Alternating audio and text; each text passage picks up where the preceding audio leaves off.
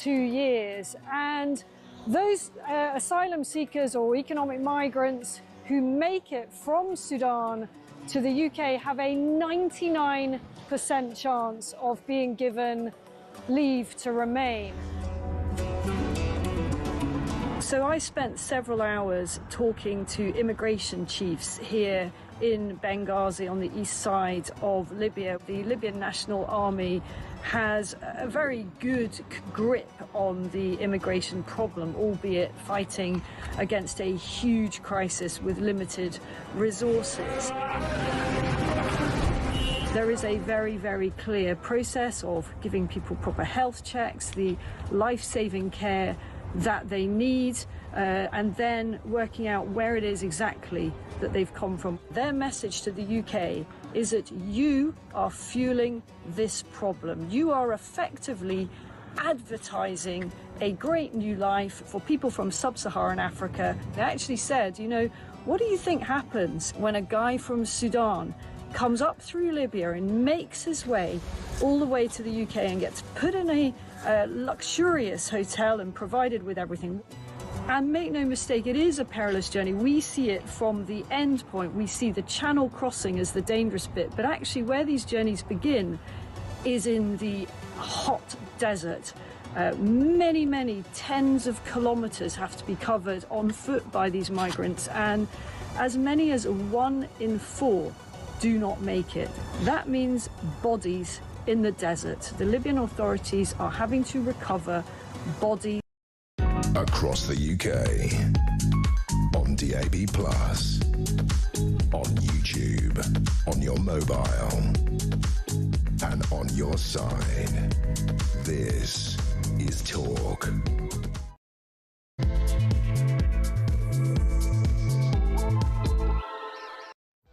Christmas Eve. A very good afternoon this Christmas Eve, although it's a bit dark. I usually bring in the evening, and I say good evening at 5 p.m. in the winter. I hope that's okay with you.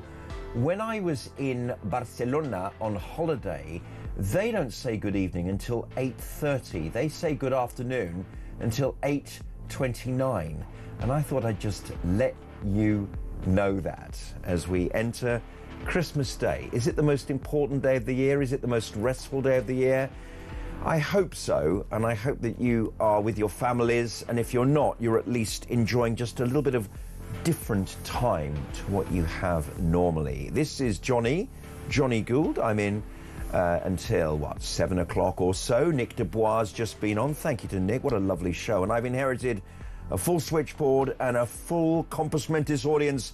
I sincerely hope so. We're going to hit the ground running in just a couple of minutes, and we're going to talk to Mike Neville, the former Met Police detective, who talks a lot of sense on a lot of issues which broke yesterday. The first thing is this horror attack which was thwarted by the Secret Services. I can't underscore just how this might have changed British history, and this is people who were going to be hell-bent on killing Jews using rifles and guns like Bondi Beach with hundreds of rounds of bullets. This was going to happen in Manchester, and somehow our secret services managed to engage in a friendship online via Facebook and various other places with these people and met them and then arrested them. They even spotted them in Dover loading guns into their cars and beginning to drive them up to the north of England. Very, very frightening, very, very real. What does this say to you about your future in Britain, whatever religion you are? By the way, you know, there is a Christian television station in London, I'm not going to reveal where, and I asked them once why they don't have bells and whistles to announce, like most other television channels, that we're here, this is our network, we are here, we are. And the answer is the terror threat, the protests. They are undercover because they don't wish to be identified. And I find that in this nominally Christian country to be a major shock. I stumbled upon Evensong in a church in Marylebone in London, and towards the end of the service, the priest gave a little sermon, and someone was playing a gentle guitar to sort of bring in the sort of meditation of the process. And he said the following. He said, "Lord, we thank you for the ability to be able to pray in peace and in public and without fear, and we do not take this for granted in this country." And I was so shocked, because this was a Church of England church, in other words, the state religion, if you like. And I went up to the priest afterwards and I said, "You know what, I'm absolutely shocked that you say we don't take this freedom for granted, but you're in England." And he said, "Yeah, but we feel like that." And I was shocked, but that went on in this country. So just a couple of talking points for you as we celebrate Christmas. Is it more religious for you this year than it has been in previous years? I think the rise in Christianity is very interesting to note. Are you a Christian? Are you nominally a Christian? Were you brought up Church of England but then lapsed a bit, but now perhaps in older age and with what's going on around the world, perhaps you feel a bit more of a kinship with your old religion? I'd love to hear your view on Christianity and indeed your Christmas. 0344 499 1000. And then, of course, no criminal charges were brought upon Bob Vylan after his anti-Israel display at Glastonbury. And in response, he said, "We hope that this news inspires others in the UK and around the world to speak up and continue speaking up in support of the Palestinian people without fear." Well, I mean, that causes disruption and anti-Israel sentiment within our country. It disrupts our civil society. And that's what Avon and Somerset have done by not taking further action against Pascal Robinson Foster, the posh bloke who leads Bob Vylan. 0344 499 1000. We need to make sense of this madness, and I can't think of anyone better to open the show with than Mike Neville, former Met Police detective. Mike, a very, very good evening to you and welcome to the show. Happy Christmas. And Mike has frozen. We'll get Mike back in a second. It was a nice still shot of him, though, wasn't it? It looks very fetching there. We'll get Mike in real time in just a moment. But, I mean, he said something very interesting to me. He was on the show a couple of days ago with me. And he said, we can't have a diversity of society and a multiculturalism if one group is attacking another. It makes mockery of the idea of multiculturalism. And not only is he talking about the attacks of Muslims upon Jews, he's talking about the tensions that existed between Hindus and Muslims in Leicester, importing their problems into the country from where they came. These are troubling times. Mike will talk about that. What else have we got coming up? As mentioned to Nick, we've got a turkey farmer on the show. That's great. We're going to talk business first of all, about Starmer's farmer U-turn. And then we're going to talk about how the turkey arrives on your Christmas table. And a show with Johnny in charge would not be a show without having Jonathan Sacerdotti on the show. He's going to talk about the annoying Greta Thunberg, who was arrested in the UK for supporting Palestine action and, of course, released without charge. And it's a very unusual Boxing Day tomorrow because there's only one football match in the Premier League. There are loads of championship games, a full programme of championship games, but as far as the Premier League concerned, there's only one, and it's at night time. So we'll have Kwaku Afari, TalkSport presenter and producer. He'll be on the show as well. And our old mate at 6 o'clock, all for an hour, is political strategist Peter Barnes. He'll be here only on Talk, and hopefully in just a second we'll get to talk to Mike Neville about his days following the news, as we have done. Very disturbing stories that have come out, and this one I'm just going to explain to you as we come into the discussion with Mike, is that 2 Islamic State-inspired terrorists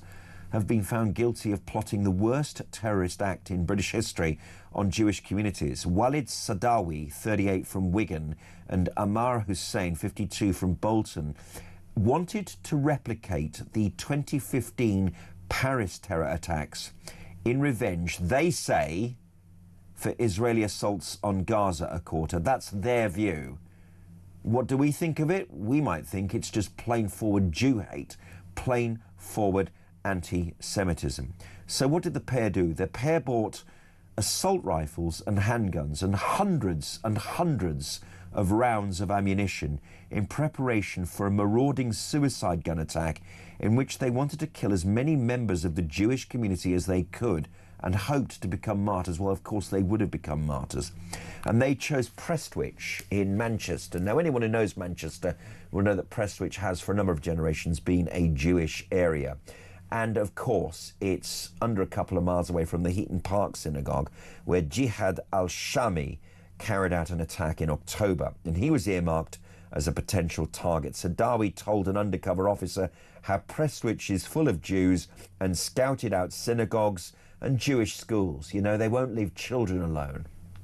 And even a kosher supermarket. This is very reminiscent of the Bataclan attack. He also considered carrying out an attack during protests against anti-Semitism. Now, the pair were found guilty at Preston Crown Court of preparing acts of terrorism with main targets and being the Jewish community in the northwest of England, members of law enforcement and military. And there's a third person in this. Sadawi's brother, Bilal, who's 36 from Wigan, was found guilty of failing to disclose information about acts of terrorism. And it's at this opportunity that I want to thank the faceless heroes from the secret services who work day and night using social media and other intelligence that we have no idea of to stop this awful terror attack, which I guarantee you would have changed the shape of Britain and its history. It would have been remembered as something terrible. So I'm putting my hands together to say thank you to those people who were involved. In just a moment, we'll talk in more detail about this with Mike Neville, former Met Police detective. Mike Neville following this short break. Good afternoon, I'm Jonny Gould. This is Talk.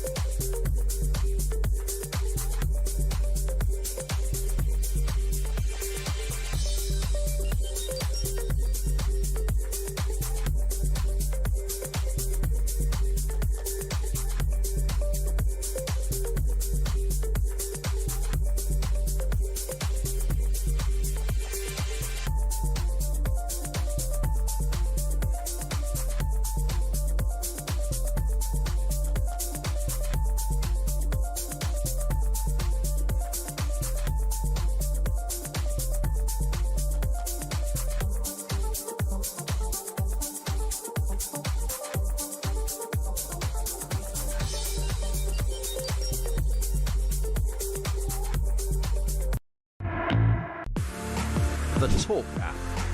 You can watch, catch up and listen to all your favourite shows and podcasts anytime, anywhere, all on the Talk app. Watching and listening to Talk just got easier. There's now only one place for the home of common sense. So head over to your App Store or Google Play and search Talk now.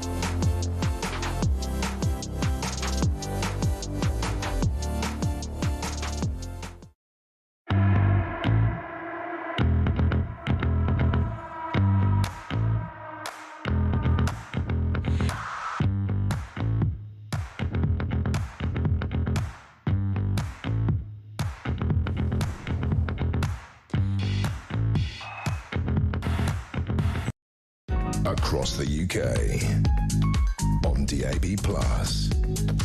on YouTube, on your mobile, and on your side. This is Talk. Good afternoon, it's Johnny in the chair between now and 7 o'clock. This is Talk. If you're tuned in on the radio, a warm welcome.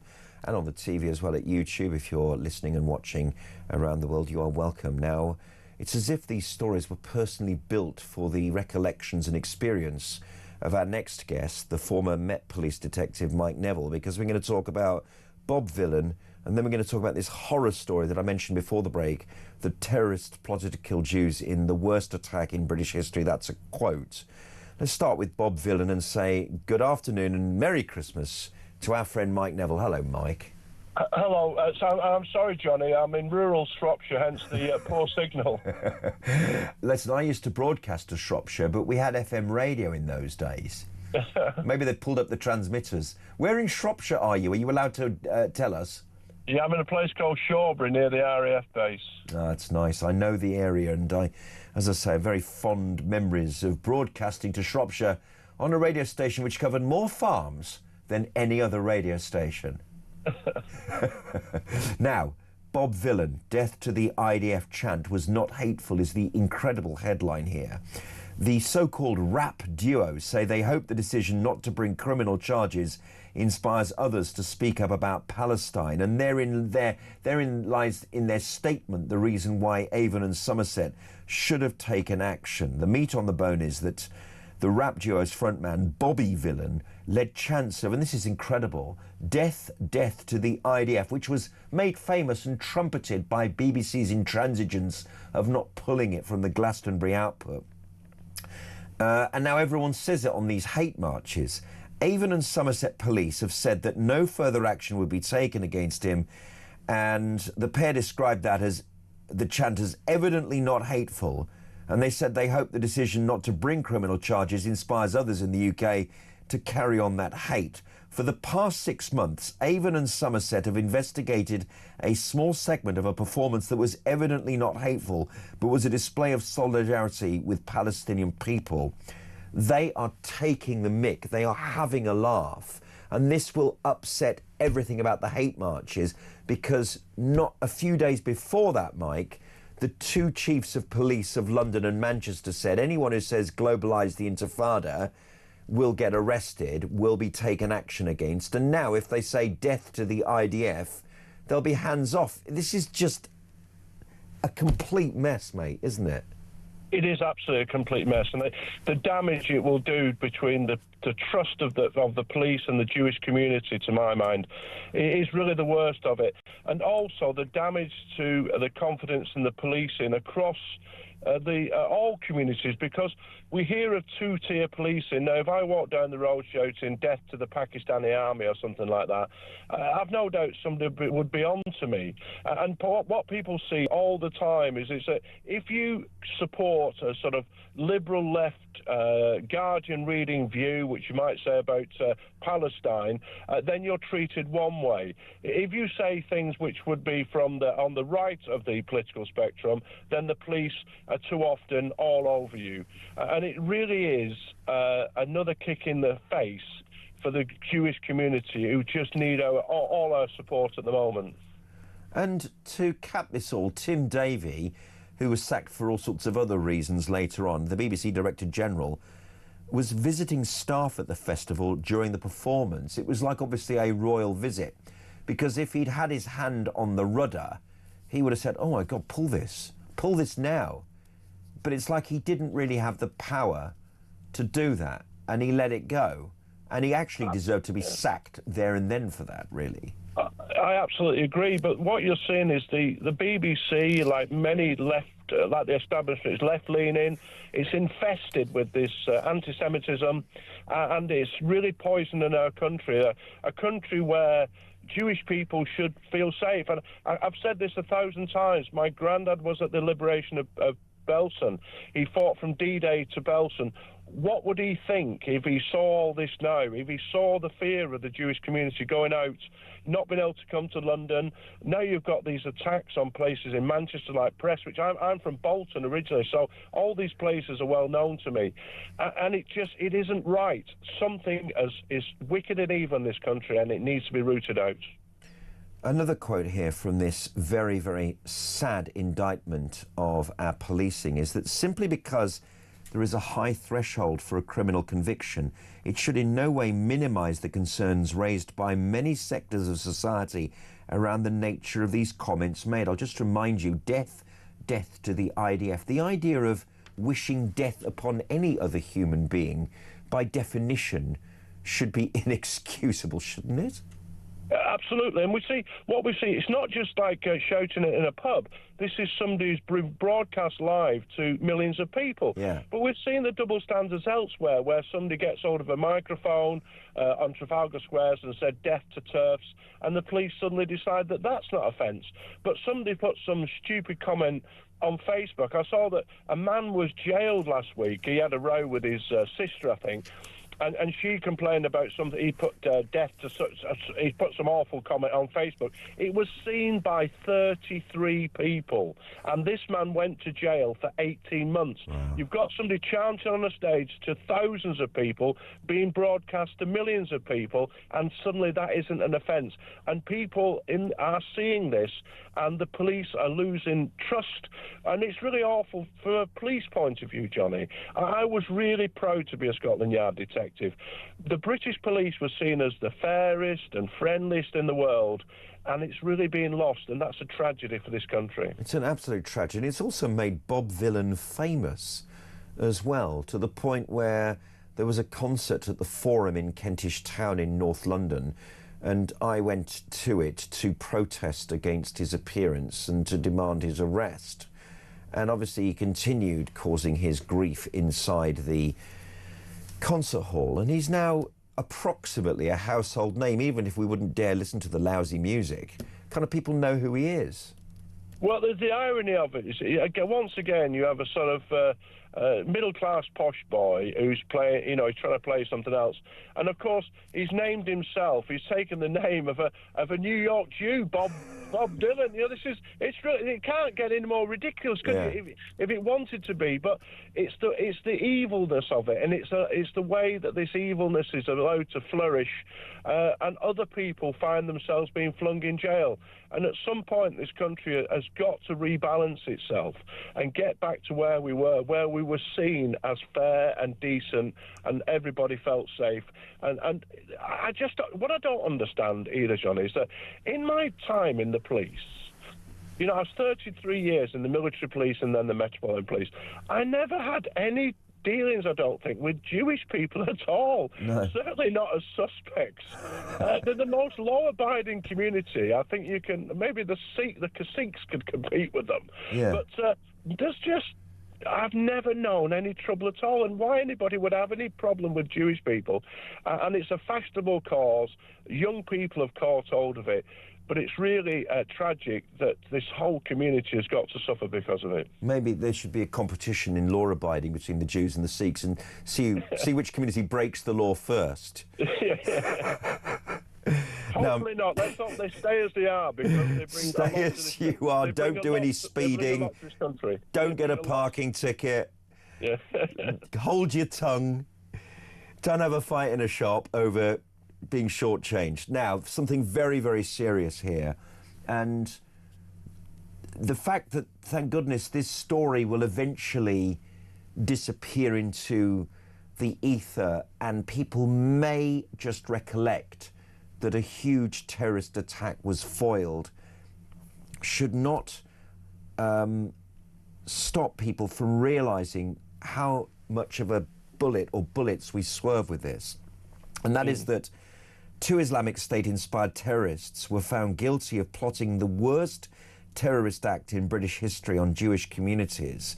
So there's two of them, Walid Sadawi from Wigan and Ammar Hussein from Bolton, your hometown, wanted to replicate the Paris terror attacks. Remember, they were machine gunning innocent people in cafes and then at the Bataclan theatre. And they bought assault rifles and handguns and hundreds of rounds of ammunition, and they scouted schools, synagogues, and even a kosher supermarket. So the pair were found guilty at Preston Crown Court of preparing acts of terrorism, with the main targets being the Jewish community in northwest of England. We're going to have to wait until the middle of February, where obviously this story will become a headline again, for them to be sentenced, I presume, for life, Mike. Well, you would only hope so, wouldn't you? What this flags is various things to me, is how many men are like this, how many people believe them. There are hundreds of thousands, I would suggest, who are extreme Islamists in this country. These two are the tip of the iceberg. As you say, Bolton, my hometown, Wigan. In Bolton, there are two towns. There is half of it, which is everybody else, white Christians, Jews, Hindus, some black people, some maybe a few Chinese. And then there is a second half of the town, which is completely Muslim. It's like the difference between West and East Berlin, but with an invisible wall. And so when the Prime Minister talks about an island of strangers and then denies that it is an island of strangers there. And this wickedness is allowed to flourish in that place where there is only one community. The second thing that's really struck me is that for £4,000 they were able to buy four AK-47 assault rifles. Unbelievable. And the death, they fire 1,000 rounds per minute. And then the wickedness of what they said, it was absolutely blatant. We'll kill men, women, children, Jews. If Christians get in the way, then they can have some of it as well. And it just shows that there is a real threat in this country. The idea that we can stand on a stage and say a poem, or we're all in it together, diverse is our strength. All these wicked things, this nonsense has been exposed.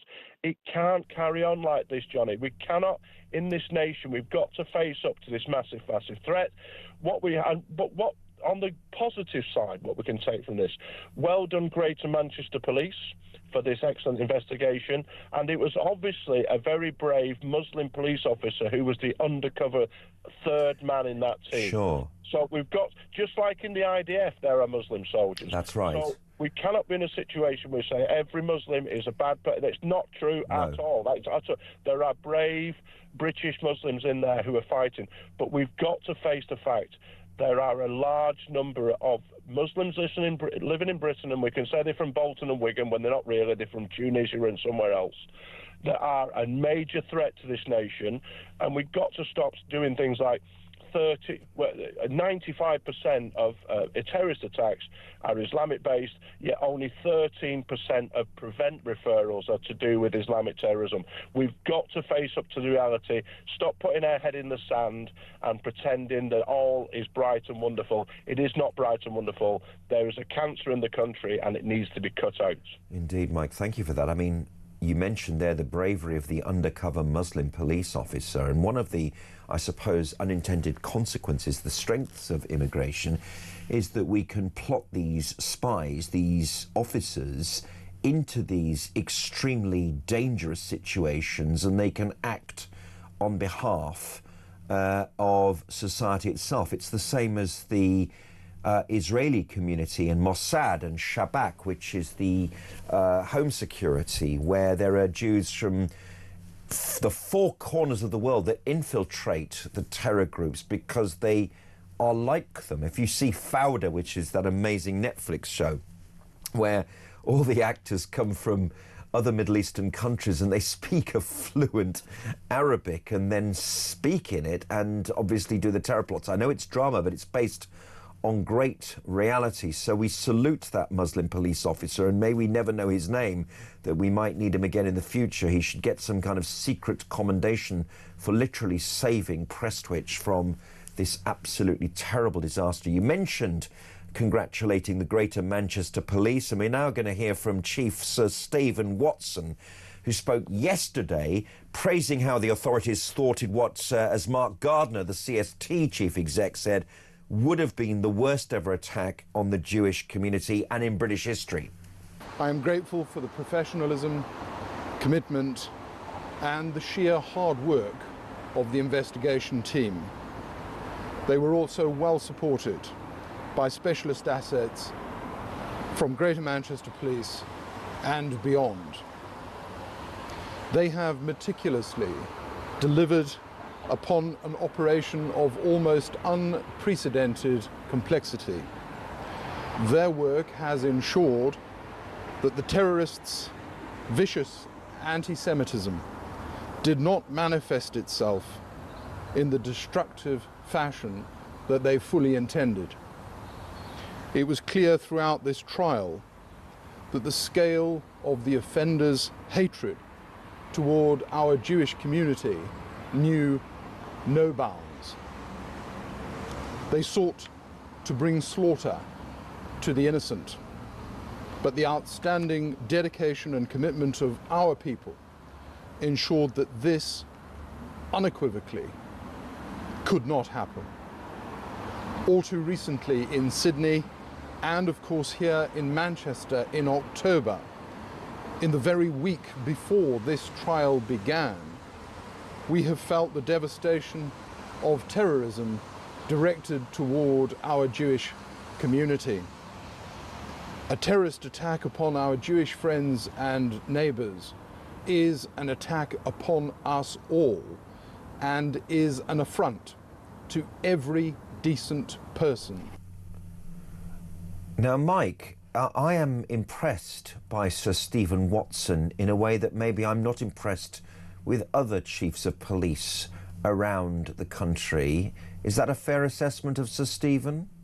I think you're right there, because he's really introduced a lot of common sense into Greater Manchester Police, getting back to basics. So I think he really is a good candidate, possibly to be hopefully to be the Metropolitan Police Commissioner.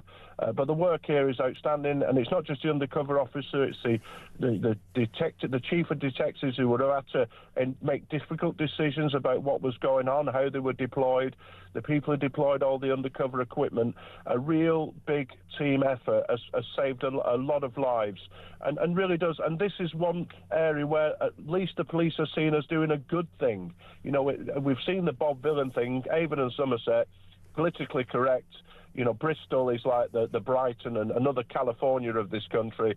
Manchester, being a northerner, I can say Manchester's got a bit more northern common sense.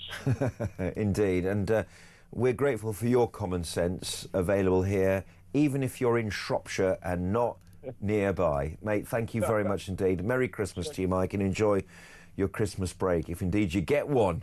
It sounds like you're going to be a busy man. Mike Neville there. Some very interesting texts have come in. I asked the question about what Christianity means to you, perhaps this year in a way that it didn't before. John in Sutton has just SMS'd us, texted us at 87222. That's on your phone. You just press talk or type talk in at the beginning of your text on 87222 and we'll come straight to our studio here. John says, Johnny, you're right. There seems to be a bit of a renaissance in Christianity in Britain. I'm not Jewish, but I'm very aware of the deadly threat from Islamists in our country. I always plot my exit from church in case we get attacked. I am shocked that you do that you look both ways. From a church, I must confess, I'm not going to say where I go to my prayer house, but it's not far from my house. And the road is a bit wide and it's a bit quiet and there are no speed humps. So some lunatic could race down this road at, 70 miles an hour and ram the front of the building. And it's not funny. And even if I was halfway across the road with my kids, I couldn't save them. So I look very carefully to see if all the road is completely empty before I cross the road, and I do that outside a synagogue. So to hear you do that outside a church, when I mentioned at the beginning that there's a prayer in regular church places that says, we do not take our ability to pray in public in freedom lightly or for granted, I'm a bit shocked at that. I'm a bit shocked that church-going people should feel that they are at risk as well. Is that something that's reflected around the country? I'm not sure it is, but John in Sutton says so. Cool. 0344 499 1000. It's time to talk Turkey. And we're going to do that in a moment because first of all, we're going to talk about Starmer's farmer U-turn. He's the king of the U-turns, but the farmers are delighted. And then we're also going to talk about how a turkey arrives on your table with your very own turkey farmer. Don't say we enlighten you with great entertainment and incitement. Incitement. I just said incitement when I meant insight. It's not incitement, all right? I do assure you. Gonna take a break. I'll be back with a cup of tea.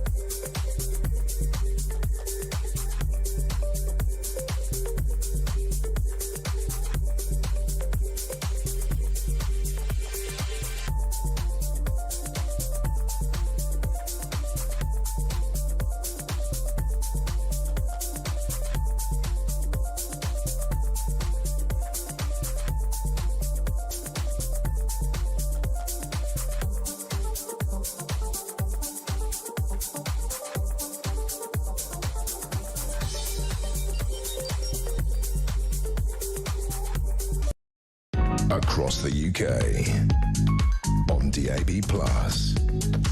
on YouTube, on your mobile, and on your side.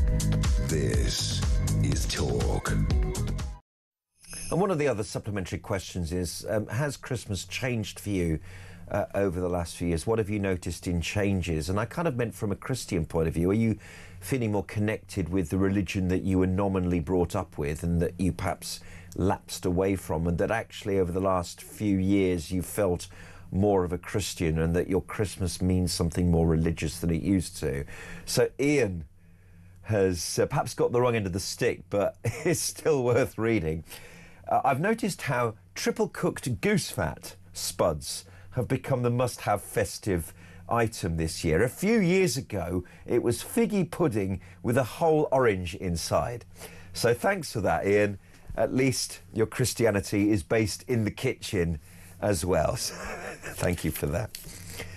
Go on, let's have that. What's changed in your Christmas? I quite like the idea of a figgy pudding with a whole orange inside. It's like quite sweet, and I would imagine if you cook it and it becomes kind of sweet. The idea of chicken or turkey that's sweetened by figs. I'm getting hungry now. I'm going to be off air. I'm still on air for 2.5 hours.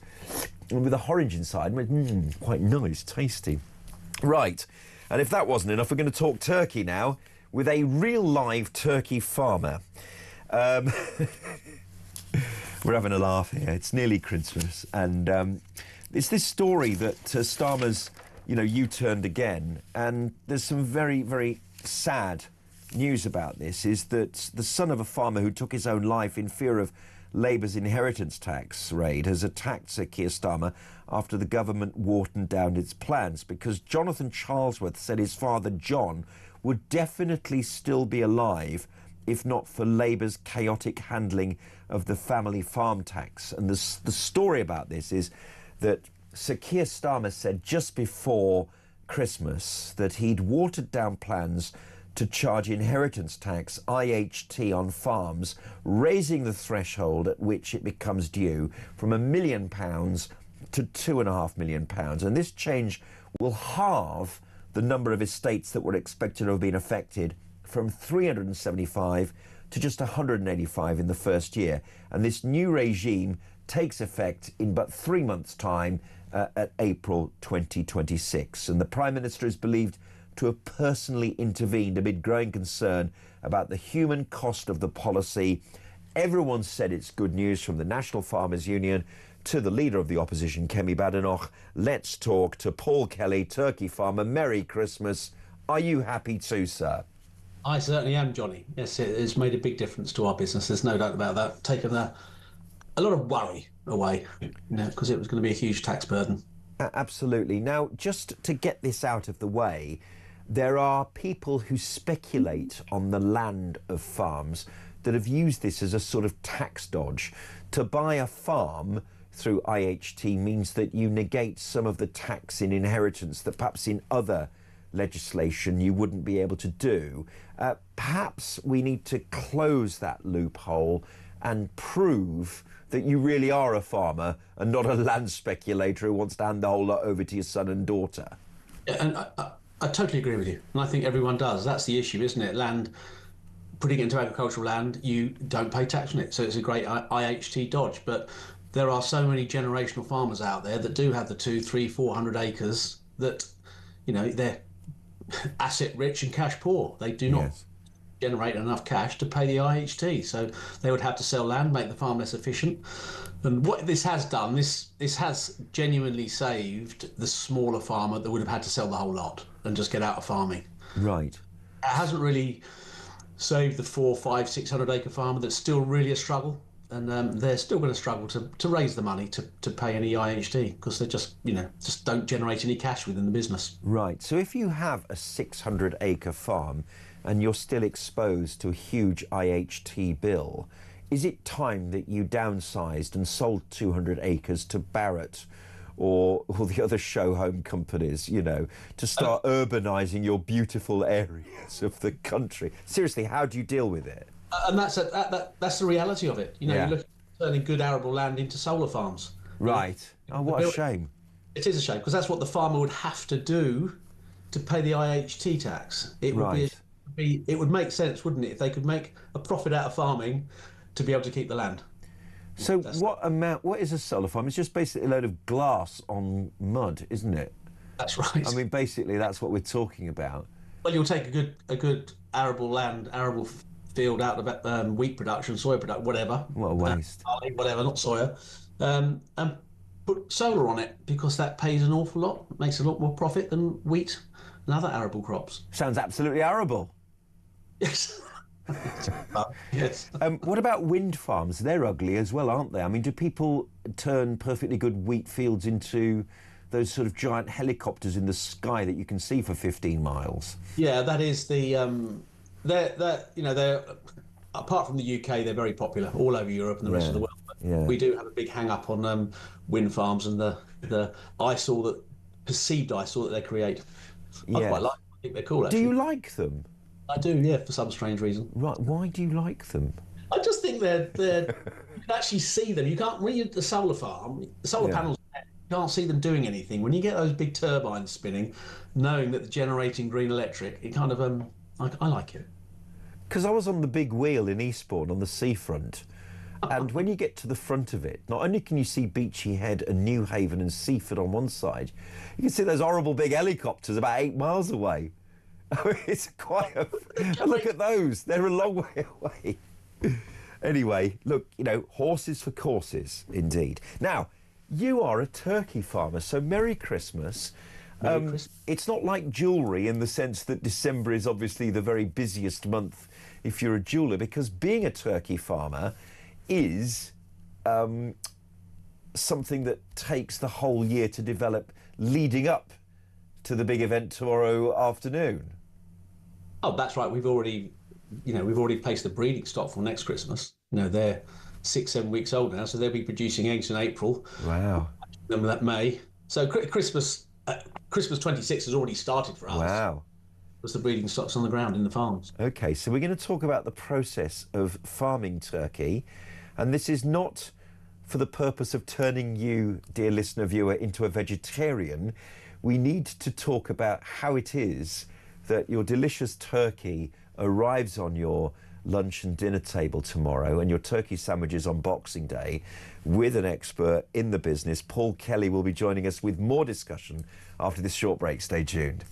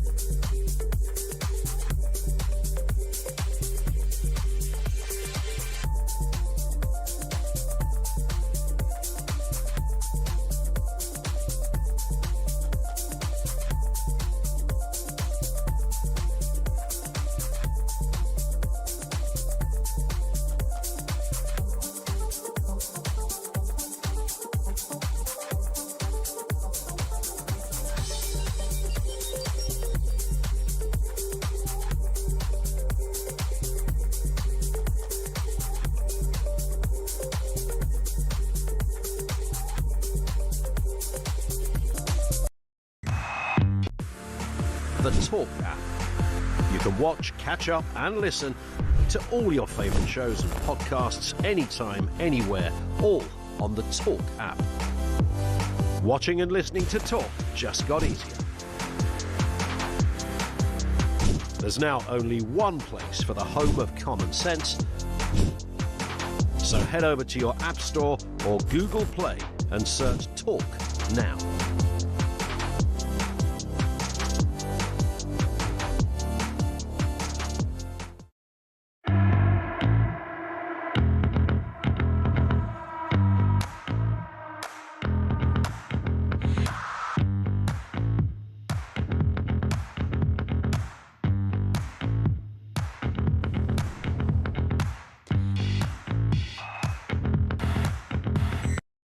Across the UK, on DAB+, on YouTube, on your mobile, and on your side. This is Talk. And a warm welcome to the show. It's Johnny here in the chair till 7 o'clock, and I've got Paul Kelly on the line, who is a turkey farmer. And just before I go back to Paul, I'm going to just ask you for your thoughts on these. What's your Christmas guilty pleasure? Is it opening up a box of the poshest chocolates and just eating them, watching TV, and then realising that you've eaten far too much sugar and you've got a big tummy? Is it that?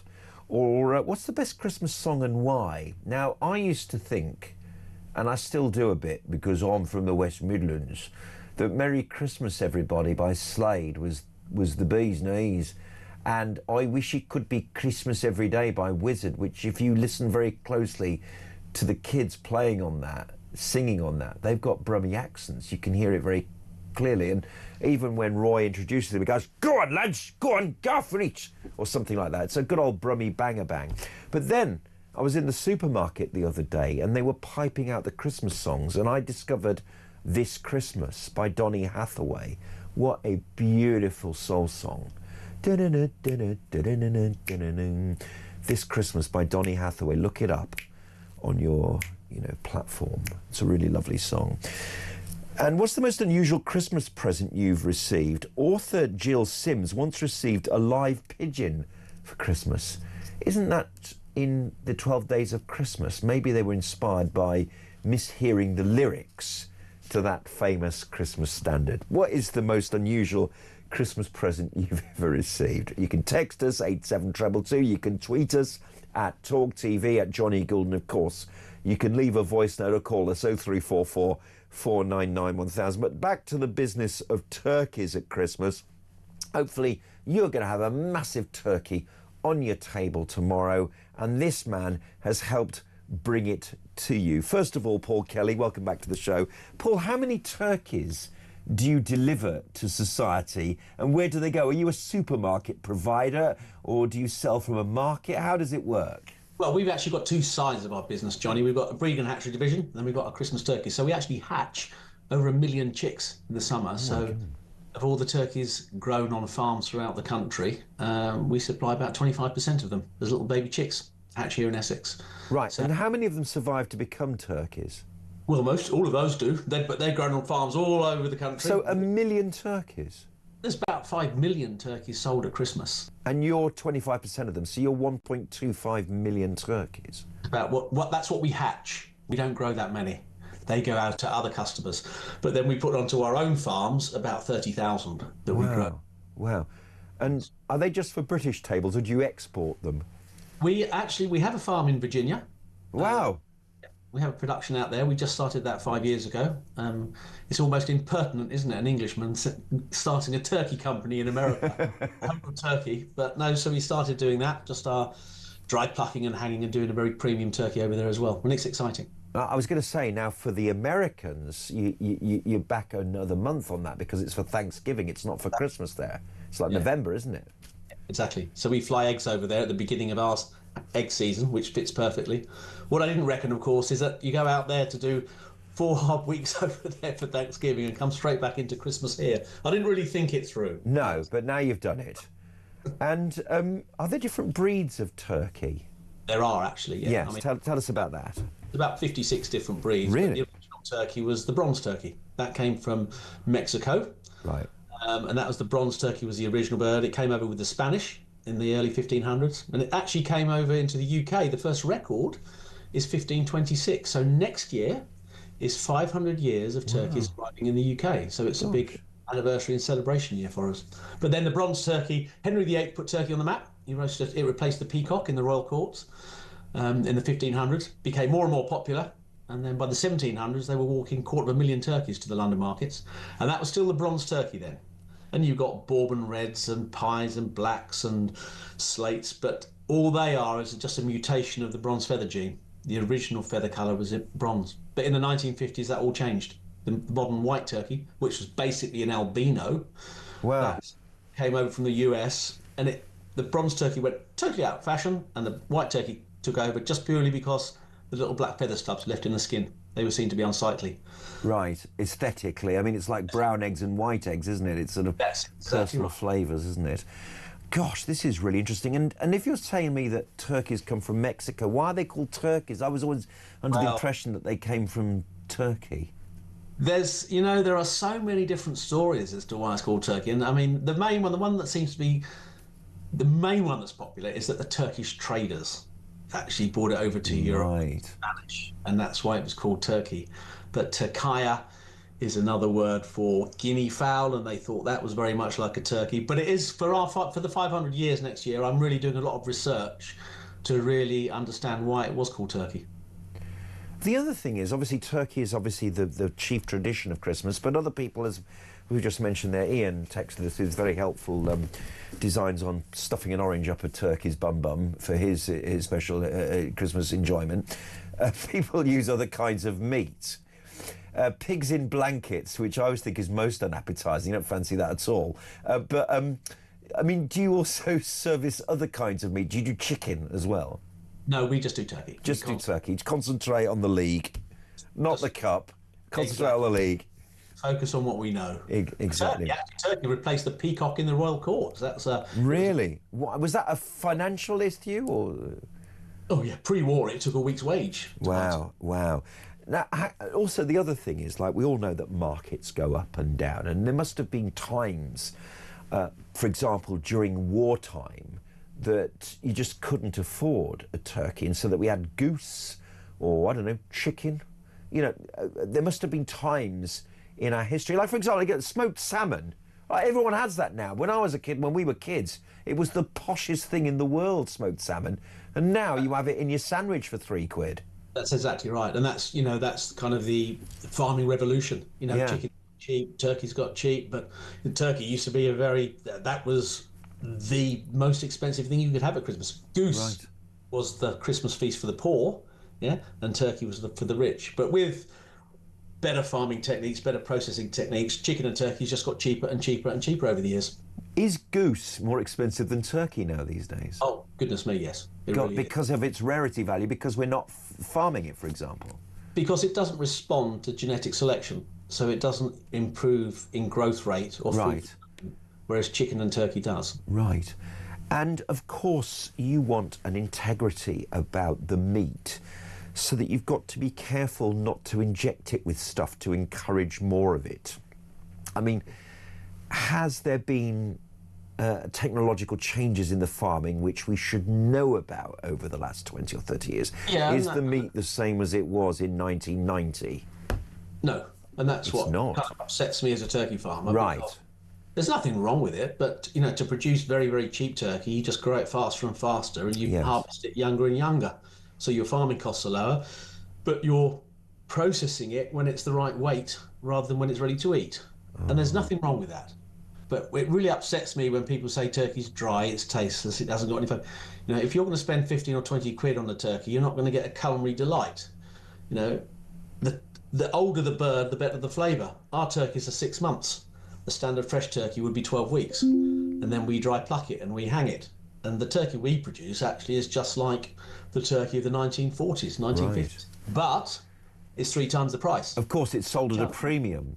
Yes. And do punters understand that? When they go in and buy a turkey and they see one in a supermarket and it's whatever pound per pound it is compared to the sort of high-end ones that you've got. Well, do people understand that it's tastier and it's been, grown longer and that sort of thing? I don't think they do, no, because it's a really confusing message out there, isn't there? Free range, organic, bronze, white, barn reared, and all this stuff. It's hard for the customer to understand. Generally, I mean, the supermarkets do produce premium, good quality, free range turkeys, but they are twice the price of a standard fresh turkey. Yeah, and ours are that much more because we grow them another 2 months. Yeah, and then we dry pluck them, and then we hang them. And because dry plucking, you can cook them differently. Our turkey will cook at twice. I can go on forever talking about it's turkey. So interesting. All I can say to this is beautiful. Beautiful. Did you know Beautiful Bernard turkey. Matthews? Yes, I met him once when I was very, very young. But yeah, he was an amazing man, actually. He was from Norfolk, and he was like the Victor Khayyam of turkeys, wasn't he? Hello, I'm Victor Khayyam. I was so impressed with my razor, I bought the company. He was like Exactly. the beautiful turkey man. Beautiful. Beautiful, because he was from Norfolk. Yeah. Absolutely fantastic. I mean, I feel like I've asked every question, but there must be something that you'd like to say that I haven't asked about that would help us understand the turkey industry. Yeah, well, if I could say to one thing, tomorrow's the big day. Yes, right? big day. Turkey isn't a very forgiving meat. Now, Right. when you get one of our birds, super premium or a cheap turkey, it's not very forgiving meat. If you overcook it, it goes downhill very quickly. Right. So the one thing you must do is use a meat thermometer. Yeah? Right, a meat thermometer, okay. Yeah. So cook it to temperature, not time. And when you take it out, when it is cooked, don't cover it in a blanket and sleeping bag and tin foil. No. Let the temperature come out of the bird before carving it and let it stand for at least half an hour. Thank you for that. Make a note of this, ladies and gentlemen.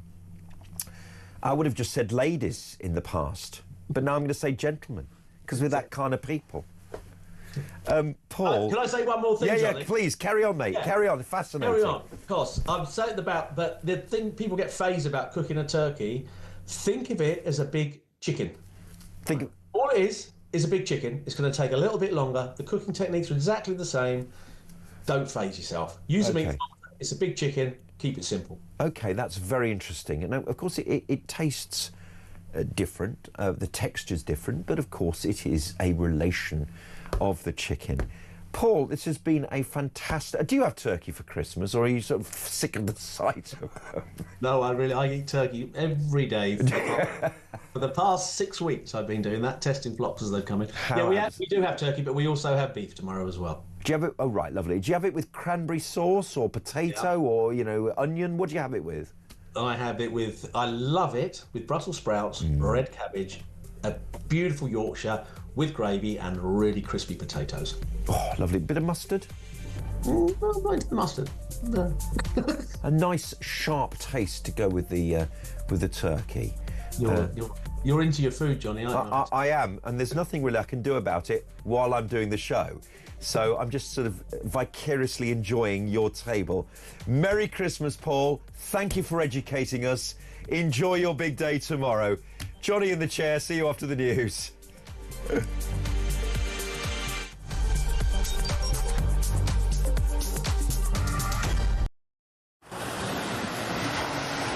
Libya has become a major transit route for refugees and migrants from sub-Saharan Africa, and many of them come through Libya dreaming of getting to the UK, particularly from Sudan, where there has been a civil war waging for the last 2 years. And those asylum seekers or economic migrants who make it from Sudan to the UK have a 99% chance of being given leave to remain.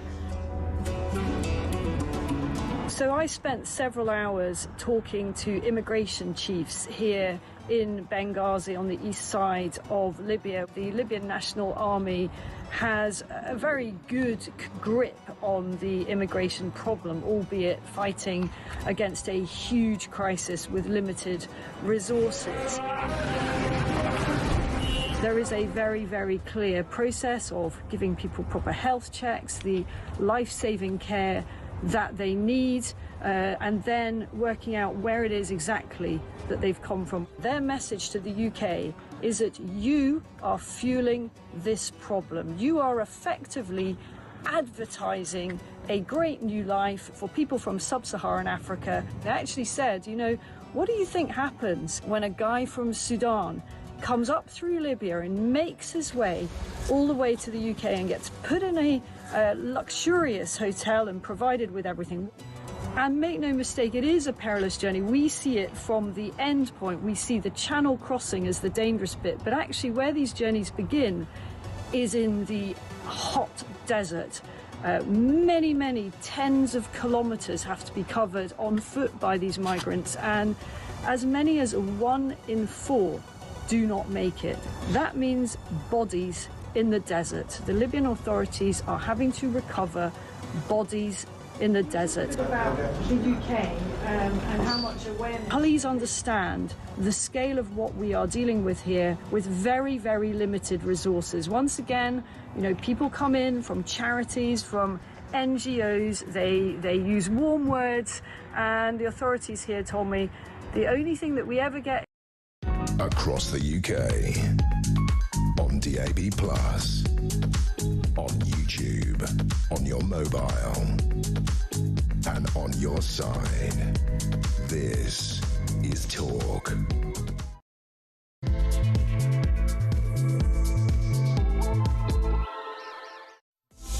And a big Merry Christmas to you. It is Christmas Eve right here on Talk.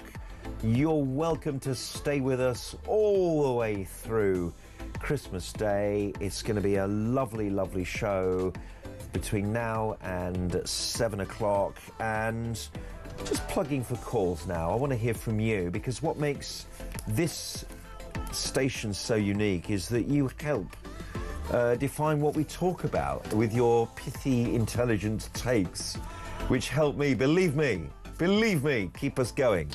What's your Christmas guilty pleasure? The idea that you think you're lulled into a false sense of security because no one's looking, right? So that you, on Christmas Day, you don't put any weight on and you're not going to work and you can stay in your gym jams till midday, and you've got a box of chocolates over in the corner and you open up and then you eat half of them whilst watching some crap telly. Is that your guilty pleasure? What else do you do? Keep it clean. 03444991000. What's the best Christmas song and why? And I mean, you know, if you've been listening to music stations, oh no, they're playing Christmas songs. Oh no, please stop. And, you know, Yoko Ono in John and Yoko's song, a very Christmas, because he's such a great singer, wasn't he? He was such a genius, John Lennon, and he married her, and she, a very Christmas. Turn her mic off, George Martin, turn her mic off. Forgot to turn the mic off. You can hear her over the kids, and there are 300 kids in there, and she's still the noisiest. Not my favourite. I did like the Slade song, Merry Christmas Everybody, because Slade, they were a bit rough, they were a bit black country, you know what I mean, you know. They had Don Powell chewing gum on camera too, winking at the camera. They were brilliant, Slade. They had 6 number ones in the 70s when even Wolves were good at football as well. That long ago, I can tell you. All right. They were brilliant, and of course their song, which lives into eternity, are you hanging up the stocking on the wall? Are you waiting for the family to arrive? Isn't that lovely? Because, you know, that was the standard thing, wasn't it? Everyone was waiting for the family to arrive. When we had family groups, before social engineering took all the families away, I just love Slade because they're reminiscent of the childhood of the area that I came from. I love Slade. Goodbye to Jane, that's got nothing to do with Christmas, but it was a Slade song. Like that song. But I also like soul music a lot as well, and Donny Hathaway's This Christmas is just a delightful song. Lovely song. Not a famous song. Elton John wrote 2 Christmas songs, didn't he? Step Into Christmas, and then one a bit more recently when his voice broke. He's done one of those as well. What's your favourite Christmas song? 03444991000. Because you know, Crocodile Rock. He could do that in 1970 something, and now when he plays it live, the audience has to do it because he can't go la la la la la la. He can't do that anymore. So all his punters have to do it instead because his voice has gone all a little deeper. No. His voice is finally broken. Well done, Elton. And what's the most unusual Christmas present you've ever received? Because author Jill Sims has admitted that she once received a live pigeon for Christmas. What'd you do with that? I know what I would do. I'd try and put it in a sandwich box and put the lid on a bit, not to upset it, and then sort of gently open my doors and let it out of the garden so that it could fly to freedom, and hopefully it wasn't a homing pigeon, and come back in 20 minutes. 0344 499 1000, text us 87222, tweet us at talkTV and at Jonny Gould, and that will get you to me. OK, now, Greta Thunberg's on her world tour. She was in London, apparently, and she was arrested protesting the Palestine Action hunger strikers. A video shared by the banned protest group shows the 22-year-old activist holding a sign reading, "I support the Palestine Action prisoners. I oppose genocide." Now, we all know that the genocide thing is a slur and it's a lie. There's no genocide in Gaza. There wasn't ever one. The only genocide that was attempted and succeeded was on the morning of October the 7th, when nearly 1,200 people were slaughtered, mostly Israelis, but also Thai workers and a few other people, unfortunate peoples, in the festival and in various kibbutzim and farms and towns around the south of Israel as well. But the so-called climate activist was arrested. City of London police said she'd been arrested for displaying a placard in support of a prescribed terrorist organisation, Palestine Action, contrary to the Terrorism Act of 2000. She was later released on bail. Police said, what a waste of time this all is, because these hate marches, which is what they are, go on and on and on without abatement. The war is over. What's it all about? Jonathan Sacerdotti is going to tell us what it's all about, who follows all these issues, both in terms of anti-Semitism and in terms of what's going on in the Middle East. Jonathan, welcome and Merry Christmas to you. How are you doing? Hi, Johnny. Merry Christmas to you as well, and to all the viewers and listeners. And to all our viewers and listeners, absolutely. Now, we've got a bit of a problem here because it was decided by Sir Stephen Watson and Sir Mark Roller in a joint statement that we can't say globalise the intifada, but Avon and Somerset police rather confusingly have said that you can now say death, death to the IDF, and you won't face any charges. How are the police going to police all these things? They're not going to be able to, are they? There's this contradiction now. There's not much cheer and goodwill, I'm afraid, at this Christmas period for Jewish people and for people who care about Jewish people here in the UK, but also around the world. And you're quite right, this peculiar decision that a guy standing on stage broadcasting for something like 45 minutes, they said, death to the IDF, and also slurs about some former manager he'd worked with, very racist, anti-Semitic sounding slurs, in my opinion. All of those things not actionable. And then we have this news that you mentioned as well about Greta Thunberg, who got arrested for apparently showing a placard allegedly supporting a prescribed terrorist group, Palestine Action. I mean, she's an extraordinary one. She exhibits this repeated pattern of deliberately engaging in conduct that she knows is going to trigger police action.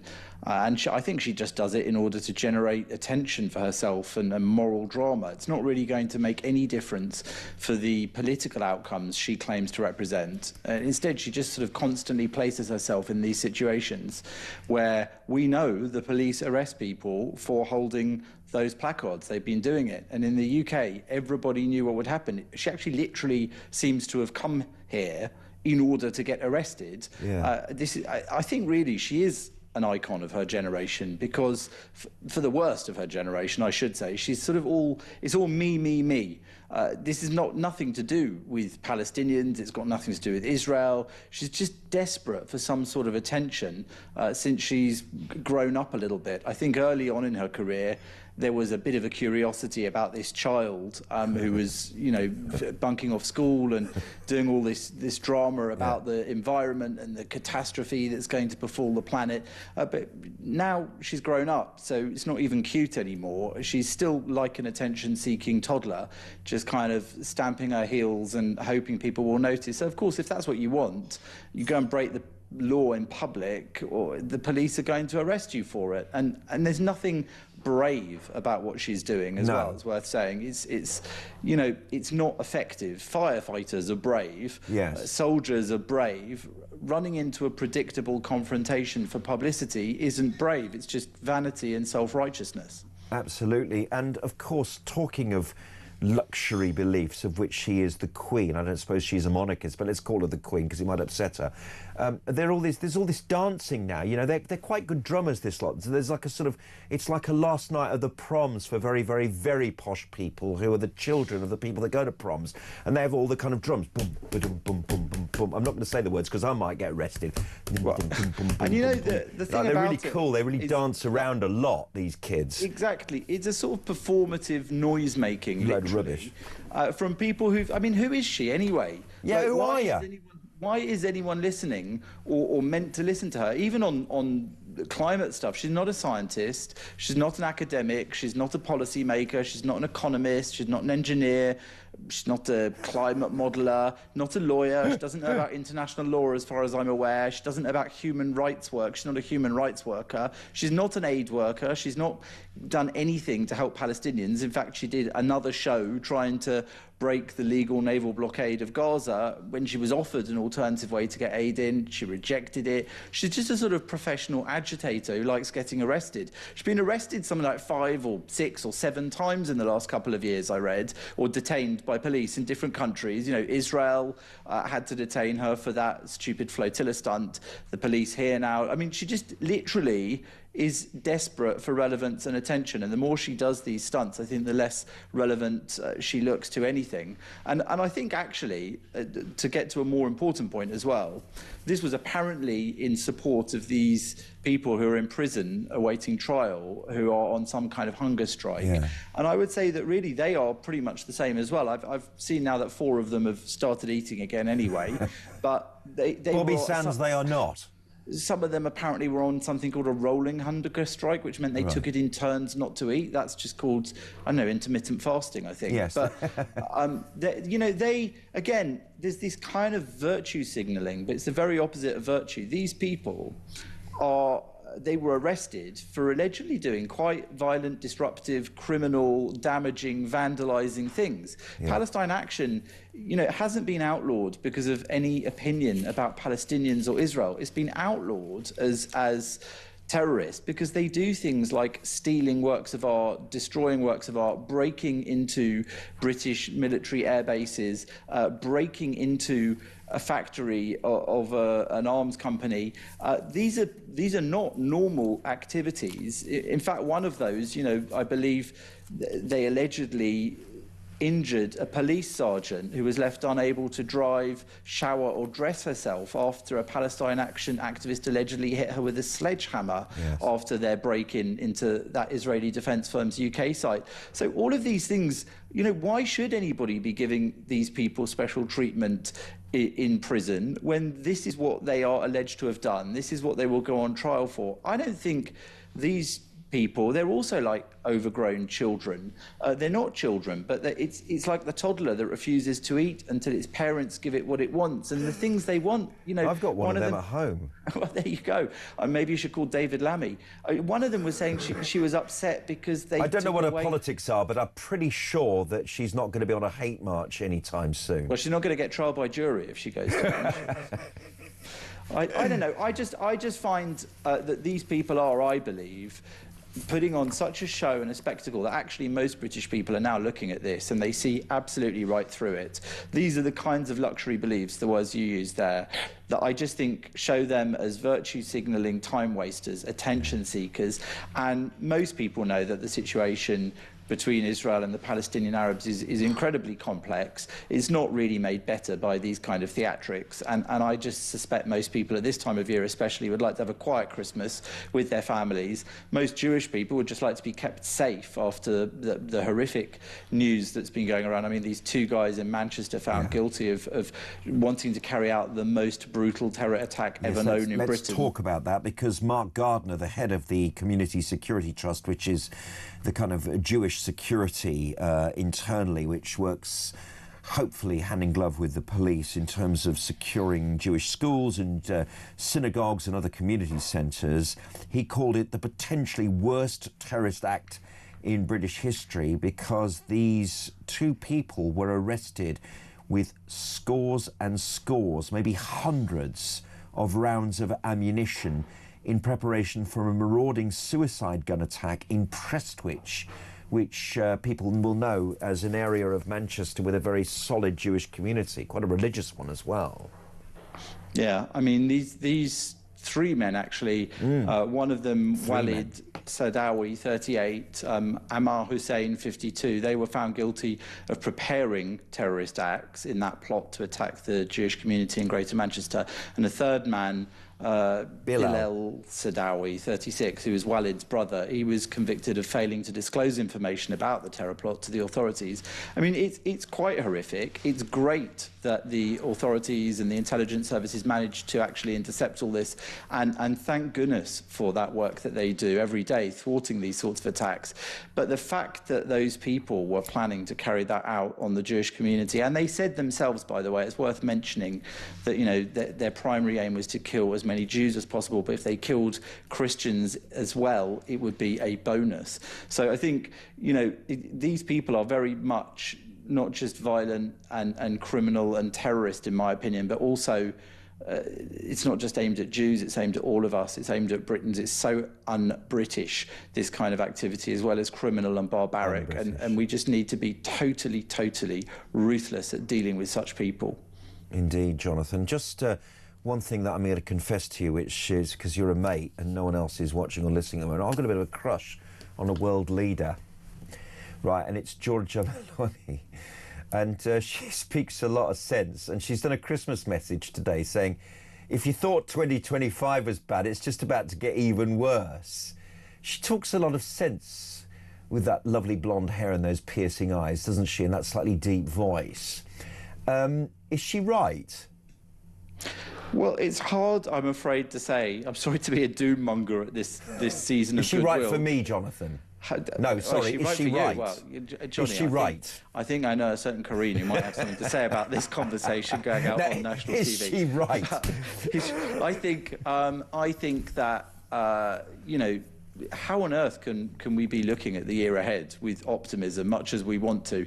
Somebody wished me earlier on a boring new year. I can think of nothing that most of us would like more than a boring new year. So I hope, though, that we are going to get through this, and I do have some faith that we will, because our civilization, our values, which are really actually epitomised in this period of Christmas and in the basic underlying ethics, morals and principles of Christianity and Judaism, I think they are so powerful and so strong that as these challenges to them get greater, and it may yet get worse, but as that happens, I think more and more of us are waking up to realise that this is something very, very much not just worth defending, that we have to defend. And all of these freedoms that lots of us grew up with, assuming we would always have, well, actually, freedoms aren't always free. Sometimes there's a price to pay. You've got to really defend them. So in all sorts of different ways, I think the great British public and more around the world, including Italians, may yet stand up to all of these terrible forces that are challenging them. But yeah, I think it might get a bit worse before it gets better. Worse before it gets better. Amen. And just finally, just tell everyone what sacerdote means in English. Well, sacerdote actually means priest, and as I'm Jewish, it's like the name Cohen, right. Which you know many Jews have, because the Cohens were the priests in the temple in Jerusalem, which of course was where exactly they built a giant Gold Mosque and the other mosque at the moment now after it was destroyed. But in the Holy Temple, the Cohens were, in fact, the priests there, and Italian Jews called sacerdoti are often, if not always, of that group, the Cohen group. So that Jonathan's wish for the new year was truly a priestly blessing. Take note, world. Jonathan Sacerdoti, thank you very much indeed. I'm having too much fun doing this show. I wonder if the Thought Police will come and take me away. I hope you're enjoying the show as much as I am. And even though the subjects are rough and tough, we have to address them. And we're going to talk about Zelensky and Ukraine with a man who really knows this subject in just a moment. I'm very grateful for all of your messages. And just before we go to the break, Max in Somerset, please stay on Talk as a regular presenter. OK. Thank you, Max. I will. My favourite Christmas song is by Krista Berg. It's A Spaceman Came Travelling. It's beautiful. You know that song which goes la la la la la la la la. Is that a Christmas song? OK. Thank you, Max. The best Slade song is non-negotiable, according to Neil, in Labour-obliterated Wales, is Come On Feel the Noise. I do agree with you. Come on, feel the noise. Girls, grab the boys. Yeah, I do agree with you there, but it's not a Christmas song, is it? Is there? Yeah, will you, in fact, send us a voice note on 0344 499 1000 if you enjoy that, Neil. And anyone else who fancies having a sing-song and telling me what your favourite Christmas song is, we'd love to play it out on national television. Judy Garland, have yourself a very Merry Christmas. What a beautiful song. And Nat King Cole did a version of that song as well. Absolutely beautiful. Thank you. Steve from Hemel, Fairy Tale of New York by the late, great Kirsty MacColl and the late, great Pogue Mahone bloke, Shane McGowan. Pogue Mahone means something very, very rude in Irish, doesn't it? Look it up. Kiss My Bum Bum, I think it is. Great to have you on Christmas Eve, Johnny. It's great to hear, says Bridie. About Starmer's farmer break, it's great for those relieved, but a farmer only needs to have a couple of combines on it and it'll be in the firing line again. He needs to drop the lot and stop being a turkey, and I don't mean a Christmas one. Basically, we're saying we should reduce all the IHT so that farms stay within families. Great stuff. Thank you very much. Send us voice notes. Send us your favourite Christmas song. My current favourite this Christmas by Donny Hathaway and that Slade song, Wish You Merry Christmas. What is it called? Merry Christmas. Everybody's having fun. Blah, blah, blah. Stay tuned. More excitement, more Zelensky, more Ukraine in just a moment with Cormac Smith.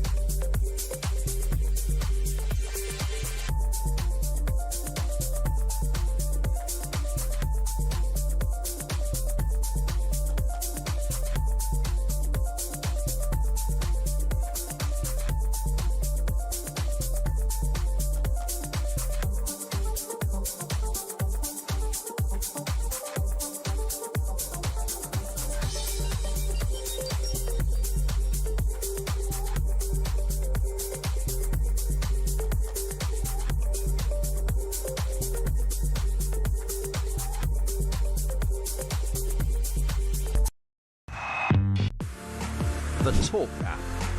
You can watch, catch up and listen to all your favourite shows and podcasts anytime, anywhere, all on the Talk app. Watching and listening to Talk just got easier. There's now only one place for the home of common sense. So head over to your App Store or Google Play and search Talk now.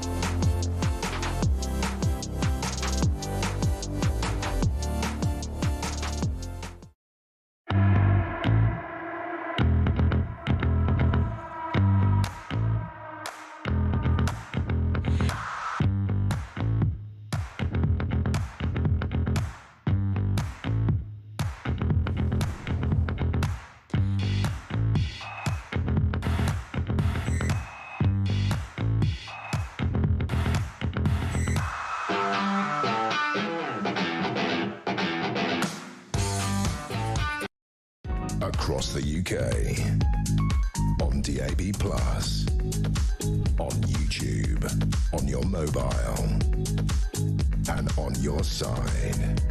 This is Talk.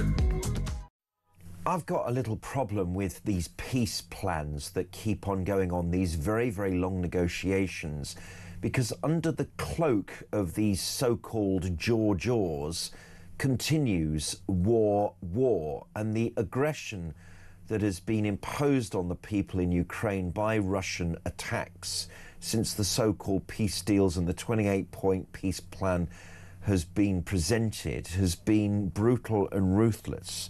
It's as though Putin isn't really interested in not only peace with Ukraine, but peace with the rest of Europe. So anyway, Kiev eyes economic and political fronts to turn around its fortunes. He's given details of an updated peace plan, offering Russia the potential withdrawal of Ukrainian troops from the east and the creation of a demilitarized zone in the place of it. It's a 20-point plan put forward by Ukraine as a response to the 28-point plan by the Trumps. The Ukrainian envoys in Florida at the weekend, Zelensky said the Russians would respond on Wednesday once the Americans had spoken to them, describing the plan as the main framework for ending the war. Zelensky said it proposed security guarantees from the US, from NATO and Europeans for a coordinated military response if Russia ever invaded Ukraine again. On the key question of Ukraine's eastern Donbass region, Zelensky said a free economic zone was a potential option. He told journalists that as Ukraine was against withdrawal, US negotiators were looking to establish a demilitarized zone or a free economic zone. So any area that Ukrainian troops pulled out of would have to be policed by Ukraine. There are two options, says Zelensky. Either the war continues or something will have to be decided regarding all potential economic zones. So this 20-point plan is seen as an update on the original 28-point one agreed by Steve Witkoff with the Russians several weeks ago, which was widely seen as heavily geared towards Putin's demands. Should we try and unpack this with a friend of Ukraine, a friend of the radio station, a friend of the TV station, a former advisor to the Ukrainian Foreign Ministry? It's Cormac Smith. Cormac, Merry Christmas, mate. Welcome. Jonny, happy Christmas to you. That's one of the nicest introductions I've had in a long time. Thank you, sir. Well, I'll do it next time as well. This is not going to be a pleasant Christmas for Ukrainian people. I have come to know a Ukrainian mother who helps bring my kids home from school. She's delightful, and she's been here for nearly 3 years while her boys serve in Ukraine, not allowed to leave the country. And I reminded my kids, who aren't very old, that actually Lilia is a refugee. You know, she's not just a lady who picks them up from school, she's technically a refugee, and she'd love to go home. But the longer she's here, the more cultured in Britishness she is. She's obviously Ukrainian. I would imagine she'd like to go home. Her family aren't here at all. And this is one of a million tragedies of the Ukrainian people around the world, that she's growing older while her kids are fighting. Jonny, I too have many Ukrainian friends, both here in the UK and back in Ukraine, and I speak to these people on a daily basis. I have a great friend in Kyiv who sleeps in his bath every night because the bathroom is the only room in the apartment without an outside wall. You know, it's absolutely terrifying. Could I start off, for context, where your previous guest, Jonathan, left off? Yes. Jonathan said the very simple thing: freedom is not free.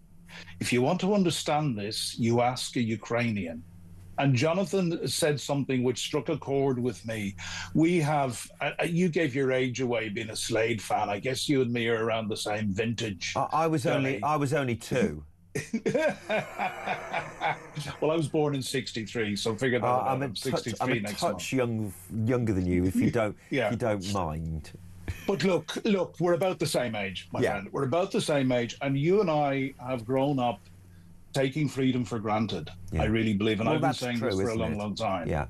And we're finding it, I think the penny is finally starting to drop. We have lost the United States for the foreseeable future as a reliable security partner. I have been predicting this for over 2 years, long before Donald Trump got re-elected, because I wasn't hugely encouraged with much of the behavior of the previous Biden administration. Don't want to go into that now. No. But suffice to say, we have effectively lost the United States as a security partner. Europe is on its own.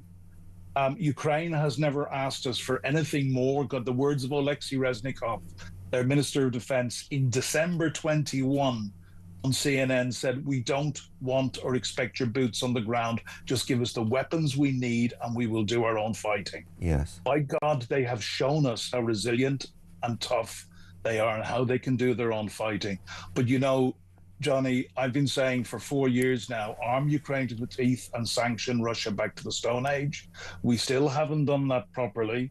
There was a goodish day last Thursday night, Friday morning, when the European Union agreed a 90 billion euro loan, which kind of sees Ukraine through the next 12 and 8, 20 months or so. It's about 2/3 of what they need to get to the end of 27. But you know, in failing to seize those frozen Russian assets, we once again sent a signal of weakness, not just to Vladimir Putin, but to Donald Trump, who's made it very, very clear in his recently published national security strategy that they also buy the breakup of European unity and the weakening of Europe, because they see a united Europe as an economic threat. So, spoiler alert, I know you want to talk about the peace negotiations. Yes. There's going to be no peace in Ukraine for Christmas. I think this war is going to continue because from everything we know, and, you know, there was a leak from the CIA last week that said all their intelligence tells them that Vladimir Putin's war aims have not changed. That is the complete conquest of Ukraine. Putin himself told us in his 4-hour rant a few days ago that he would regain what he calls Russia's historic lands, either by diplomacy or by force. So there is no question that there is no, in my view, there is very little question that the 20-point peace plan that's on the table at the moment will ultimately be acceptable to Russia, and it contains huge compromises for Ukraine, even at that. When you talked earlier about we should arm Ukraine to the teeth and sanction Russia back to the Stone Age, is that even possible? Because Russia is a significant oil economy. It can look after its own finances by using the oil industry to fund this illegal war. I'm not sure it can. Really? I mean, I was listening to somebody, Professor Scott Lucas from my own alma mater in Dublin. He's a professor of American politics, and I've come to know Scott a little bit, and he was saying only earlier today on another channel, on Times Radio, but out of the same building. Yes.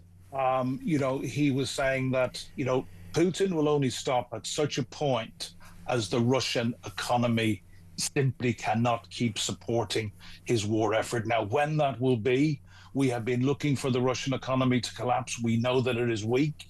We know that there's massive inflation. We know that ordinary people are suffering, especially because of the strikes which Ukraine has been carrying out recently on Russia's oil industry. We know that there's a huge toll being taken, but we simply do not know how long Russia can go on. But if we double down on the sanctions, if American secondary sanctions stay in place against those countries who are buying Russian oil, and if we go after the shadow fleet, which Ukraine is very effectively doing, it sunk about 3 shadow fleet tankers in recent weeks, then we are going to put an increasing squeeze on the Russian economy. People I listen to are telling me that the Russian economy is only going one way at the moment. And we need to remember, Russia is a population of 140 million with an economy smaller than Italy. Right. The combined economy of Europe, if we include ourselves, the UK, and other non-EU countries, is nearly 11 times that of Russia's, and we have a population up to 600 million, 4 times the Russian population, and we have a far broader, deeper, and more developed industrial base. So actually, something I've said for a long time, it's a shame that 600 million Europeans need 330 million Americans to protect them from 140 million Russians who can't even beat 40 million Ukrainians. Europe is starting to stand up, but this is on our shoulders now, Johnny. And there was, if I can say one more thing, there was a very, very stark speech from, I'll try and get the pronunciation of her name right, Blaise Metroelli, yes, who is the current head of MI6. And it was last Monday, I believe, not this Monday, but Monday last week, where she set out a speech. She set out in very, very clear, unambiguous terms what the threat, not just to Ukraine, but to broader European security is. I've been understanding this for 8 or 9 years, since I spent 2 years working at the heart of Ukraine's government. We seem to be waking up, but I think we're still waking up too slowly. Yes, the complacency through this post-war settlement, which thank goodness we have had for 80 years and counting, has caught us on the hop, particularly with this war and indeed the Gaza war. Cormac Smith, as always, thank you very much indeed for joining us, former advisor for the Ukrainian Foreign Minister, an ally and friend of Ukraine, an ally and friend of this radio station. Thank you very much, and Merry Christmas to you. We're going to have your calls and messages after this short break, and we're going to talk football as well, because Boxing Day should be a day where we have a whole parade of Premier League football, but there's only one game on. There's loads of championship stuff going on. So we're going to be joined by talkSPORT presenter and producer Kwaku Afari. Will you stay tuned? The football is going to be great. Stay.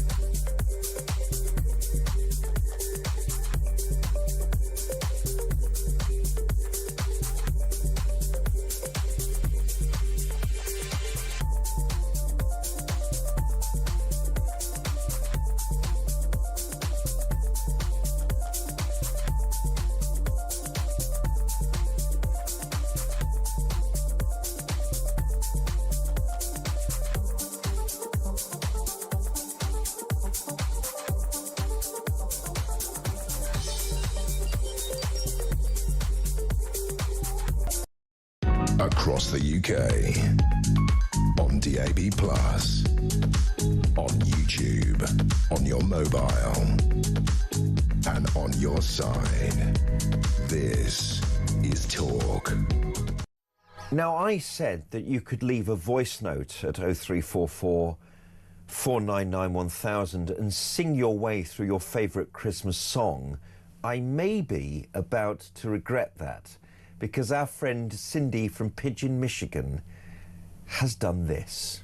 Favorite Christmas song? Let's see. Last Christmas. Oh, I think I'll dedicate this one to you, Johnny.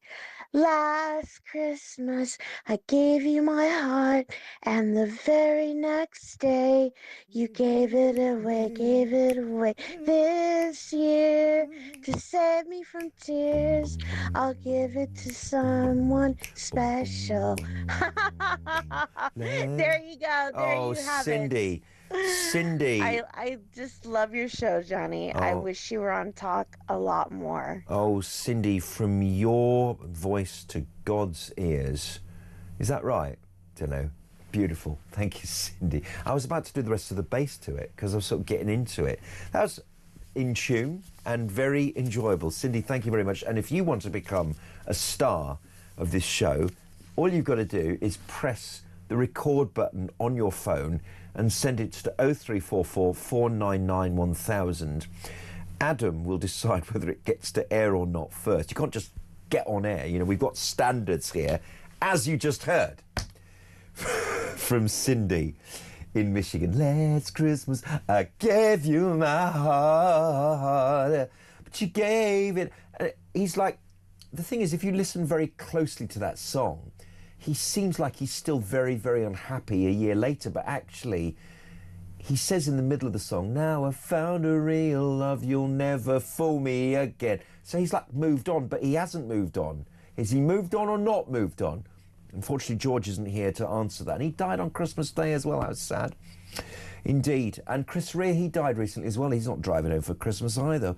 So isn't it sad that these Christmas people die at the time? 0344 499 1000. Let's have someone else do the talking now. It's Georgina in London. Hello, Georgina. Good afternoon. Was it afternoon or evening now? No, go for evening, Georgina. Evening. It's refreshing to have you on. It's lovely to have you. My darling. Well, I can't sing to you because my voice is terrible. I tried that this morning, and I got a face for radio. That's for sure. Georgina, I don't believe it for one moment. I bet you're a very attractive lady. Oh, back in my day, which was a long time ago. Anyway, I've called in with regard to a more serious matter, and that's my view on the Islamic extremists in our country. Okay. We've had to witness and bear these horrific attacks for time and time again by these people. Some of these people have been allowed to enter our country to give talks at mosques, for goodness sake. And we have parts of our country now that are no-go areas to us and even the police force. Is this our country anymore when we can't even go to watch our favourite pop singer perform live for fear that we may not all get home safely? Or if we're too afraid to go Christmas shopping like I was, in fear of some Islamic attack or having your phone stolen, which I did not so long ago. Or indeed protests. Yeah, well, it's like playing Russian roulette with your family. I mean, we've heard the government's rhetoric time and again about prayers and lighting candles when these horrific attacks take place. We've heard time and again about what will happen to the so-called far right if they dare show their fear by protesting about the abhorrent negligence for the British population's safety, or if they vent the concern on social media. They will be arrested whilst these Islamic extremists, who are known to the relevant authorities, walk amongst us every day of the year until another attack takes place.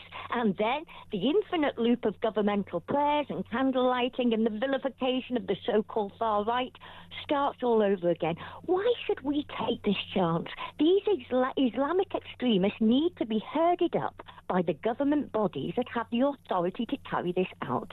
And they need to be exiled from our country post-haste. If the person in question was born here, then they are either put in a secure holding until any threat to the British public is over, or they can be sent to the country of their parents or their grandparents' origin to live with family.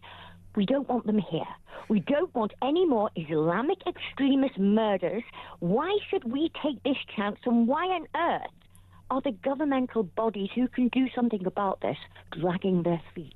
Do you not think that the problem here is that we have a political class who've surrendered their critical thinking at the expense of an ideological position?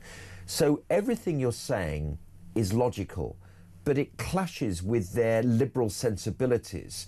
And what I mean by that is a kind of way of thinking that defies logic, that their sort of position on things will not accept your logic, even if it is a statement of the bleeding obvious, as John Cleese might say.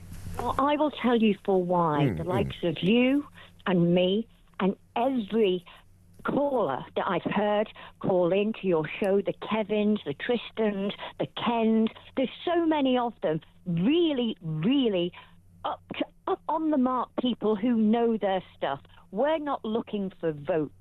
We're not looking for votes. We don't want any favours from these people to keep us in office. We are doing it, saying what we say purely for the safety of our population and the safety of our country. That's why we do it. There's the difference. We're not getting paid to do this. We're doing it because we genuinely, from the heart, care. And we want to stay here, Georgina, as well. Thank you very much. Always on the nail. Georgina in London there. Do you agree with Georgina? I don't think you could disagree with her, isn't it? 0344 499 1000. Becca has tweeted us, Fairy Tale in New York is the worst Christmas song ever. What's-his-face never sung in tune, did he? Nice tune, though. Slayed all the way, says Becca. Good on you there, kid. Right, after this, we're going to talk football with Kweku Afari, so stay tuned.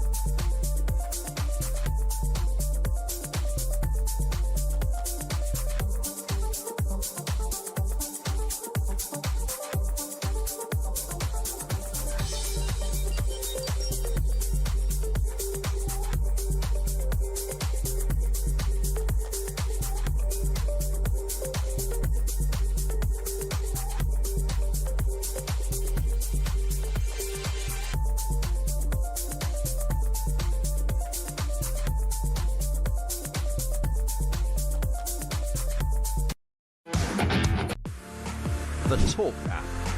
You can watch, catch up and listen to all your favourite shows and podcasts anytime, anywhere, all on the Talk app. Watching and listening to Talk just got easier. There's now only one place for the home of common sense. So head over to your App Store or Google Play and search Talk now.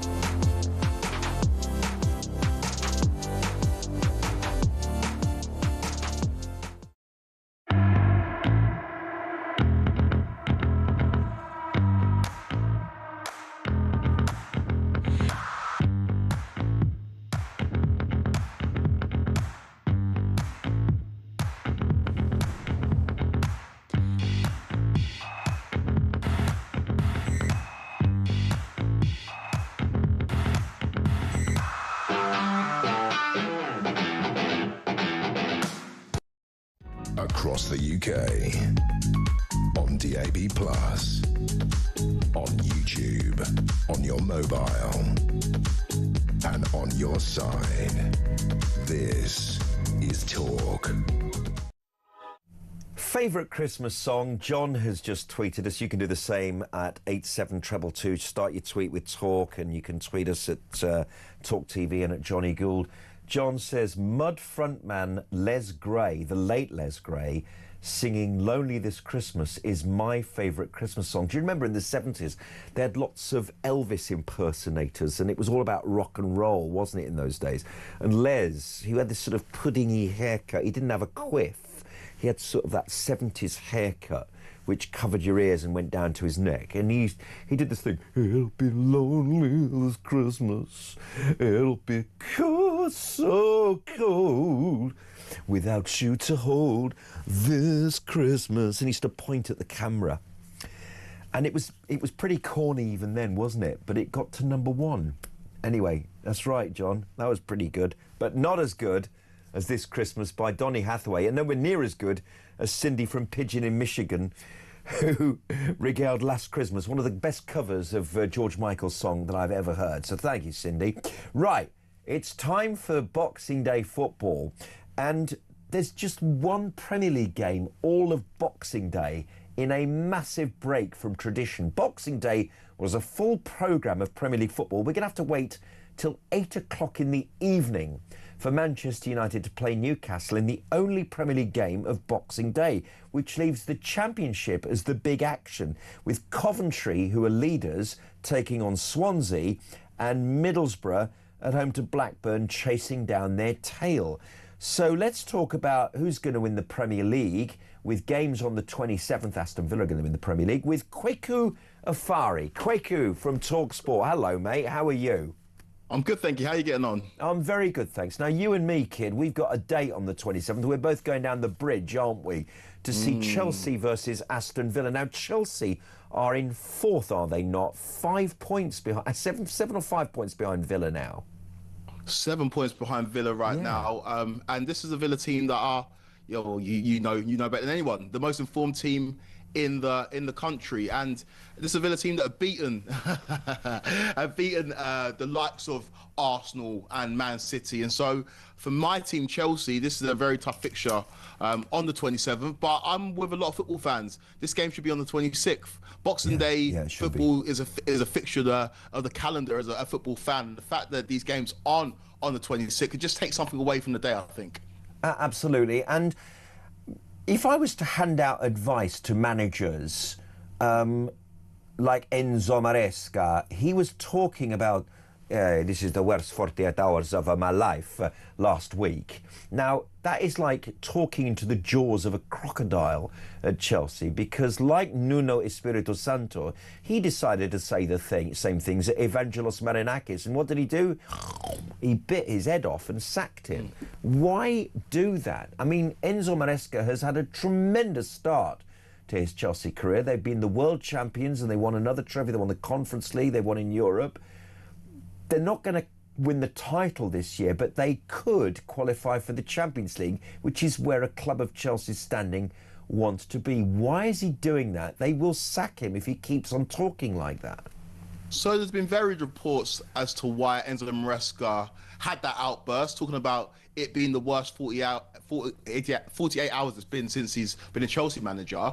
But I think it comes down to a battle for supremacy at Stamford Bridge, and every manager that comes into a football club, they come in as a head coach, and then it takes some time for them to become a manager. And when you're a manager, it's not only about the X's and O's, it's about the other stuff, the things off the pitch as well. And so I think Enzo Maresca believes that he should have more of a say at Chelsea, and I think that outburst was his plan, his plot, his ploy for a battle for supremacy at Stamford Bridge. So let's see what happens with that. I agree with you. I don't think it's the wisest move from Enzo Maresca. We know how much these these owners chop and change, and they've already done it. We talk about Abramovich chopping and changing. These owners have been through Tuchel, Graham Potter, Lampard had a second stint in the club, Pochettino, and now they've landed on Enzo Maresca. But he needs to be careful with his words, because these owners do not take those kind of things lying down. The most wonderful thing is that football managers don't need agents, because all the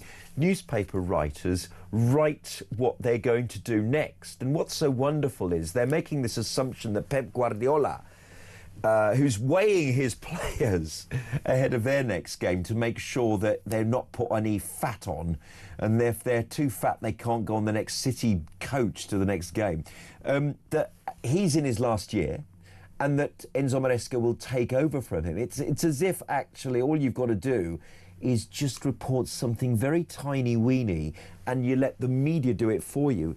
Is Enzo on his way to City? Is Pep in his swan song moment with City? What do you think to all that speculation? I think there's a few underhanded tricks going on there. I don't think it was the worst thing in the world for Enzo Maresca and his PR for that to be reported after he's had a difficult week with Chelsea's hierarchy.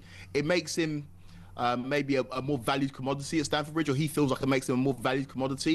And so I wouldn't be surprised to find out that those reports came from Enzo Maresca's side. But he came out and vehemently denied that he's going anywhere. No. He came out and said he needs to honour his contract at Chelsea. But we know how this game works. It's not clean. Things go on behind the scenes. But I don't believe Pep Guardiola's done either. I think Pep Guardiola, he seems to me this season to be rejuvenated. The hunting down of Arsenal and how good City look right now seems to have reinvigorated the manager who maybe six months ago looked like he was done. And so I don't believe Pep leaves in the summer, and I think Enzo Maresca stays beyond the summer at Chelsea as well. Quicker, are you going to our game on the 27th? Of course. Yeah. Are you a season ticket holder?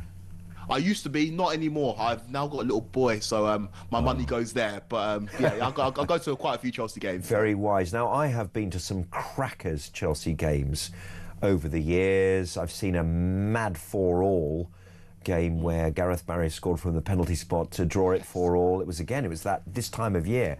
And then I saw this howling game where we lost 8-1. Yeah. And we lost 7-1. No, we lost 8-0 and 7-1. And in the 7-1 defeat, we scored first. It's a game full of goals. We often win at Chelsea as well, even though and have been for about the last 20 years or so, since Ken Bates decided with Colin Hutchison to make Chelsea a good team and then sell it off to Abramovich, one of the top sides in Europe. Yeah, this is a Chelsea. It's like a toxic relationship. That's what I compare it to. It's like you know you should leave, but there's just too many good things about it that make you stay. And with Chelsea, they are so volatile. And like you say, we've had some bad defeats against Villa in the past, but we've had some incredible wins. And one of those big wins came in the season that we won the double under Ancelotti in the 09-10 season. Beautiful. So, what a performance that was. Oh, it was absolutely what a great incredible manager. Oh, an amazing manager. But what you've got right now is a great manager. He's the best, isn't he? He's amazing. Beyond Pep Guardiola. He's like the best manager in the world, isn't he? I'm not going to say that. 4 Europa Leagues. I mean, you know, it's not the Champions League, but to win the Europa League is an equal achievement to winning the Champions League. You can only beat the opposition in front of you, and he keeps on winning in Europe. This guy is driven. Like, he looks like a madman during the game. He's so driven, so hungry. He is. He's a top manager, and I think that you're onto a winner here. And don't rule Villa out of the title race. I think if Villa win against Chelsea on the 27th, they're banging the title race. I love that. Kweku Afari, I wish you could stay on for a whole hour longer, but unfortunately the time has beaten us. He says all the right things and always in the right order, as Eric Morecambe didn't say. A warm welcome to the final hour after the news at 6 o'clock. I'm Jonny Gould. This is your Christmas Eve talk show.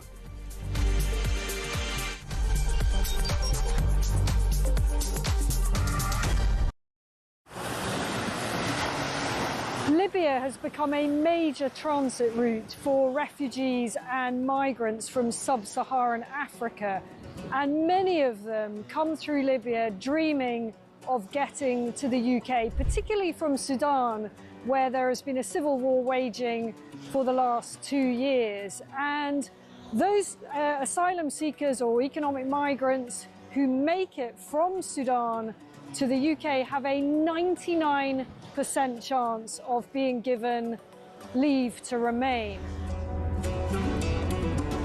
So I spent several hours talking to immigration chiefs here in Benghazi on the east side of Libya. The Libyan National Army has a very good grip on the immigration problem, albeit fighting against a huge crisis with limited resources.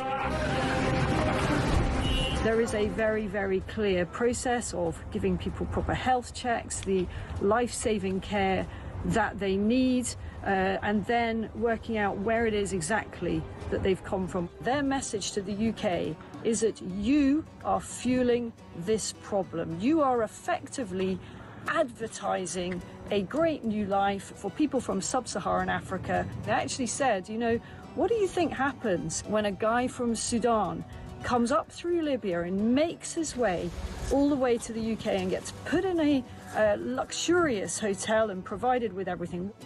And make no mistake, it is a perilous journey. We see it from the end point. We see the channel crossing as the dangerous bit. But actually where these journeys begin is in the hot desert. Many tens of kilometers have to be covered on foot by these migrants. And as many as 1 in 4 do not make it. That means bodies in the desert. The Libyan authorities are having to recover bodies in the desert. About the UK and how much away. Across the UK, on DAB+, on YouTube, on your mobile, and on your side. This is Talk.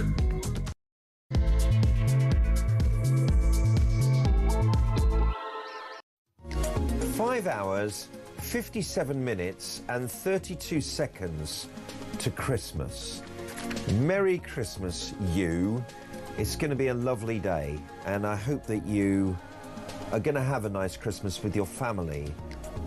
But if you are alone, remember we're here with you to keep you company and also to talk in a way that brings you closer to the real world. I think that's what Talk provides that other stations cannot. So from me to you, I personally wish you a Merry Christmas and a Happy New Year. And if you are lonely, stay tuned to Talk, because there's going to be some great shows between Christmas and New Year, and you are of course welcome. Pick up the phone, send a text, and you're more than likely going to be on air or have your texts read out, because Age UK have issued an urgent call to end loneliness crisis. They've revealed that 1.5 million older people will be eating dinner alone on Christmas Day. Okay, Age UK has released heartbreaking new stats revealing the true extent of loneliness and social isolation among the older generation at Christmas. 1 in 2, that's 6.3 million people, say they don't feel the joy they once felt at Christmas time. 1 in 3, that's 4 million, won't be putting up a Christmas tree. 1 in 5, that's 2.6 million, say they miss the sound of laughter at Christmas time. And 1 million or more are isolated at Christmas than at any other time of the year. So the outlook for older people at Christmas is that 1.5 million will eat their dinner alone. 760,000 won't bother getting dressed. Isn't that terrible? Get dressed. Have a shave if you're a bloke.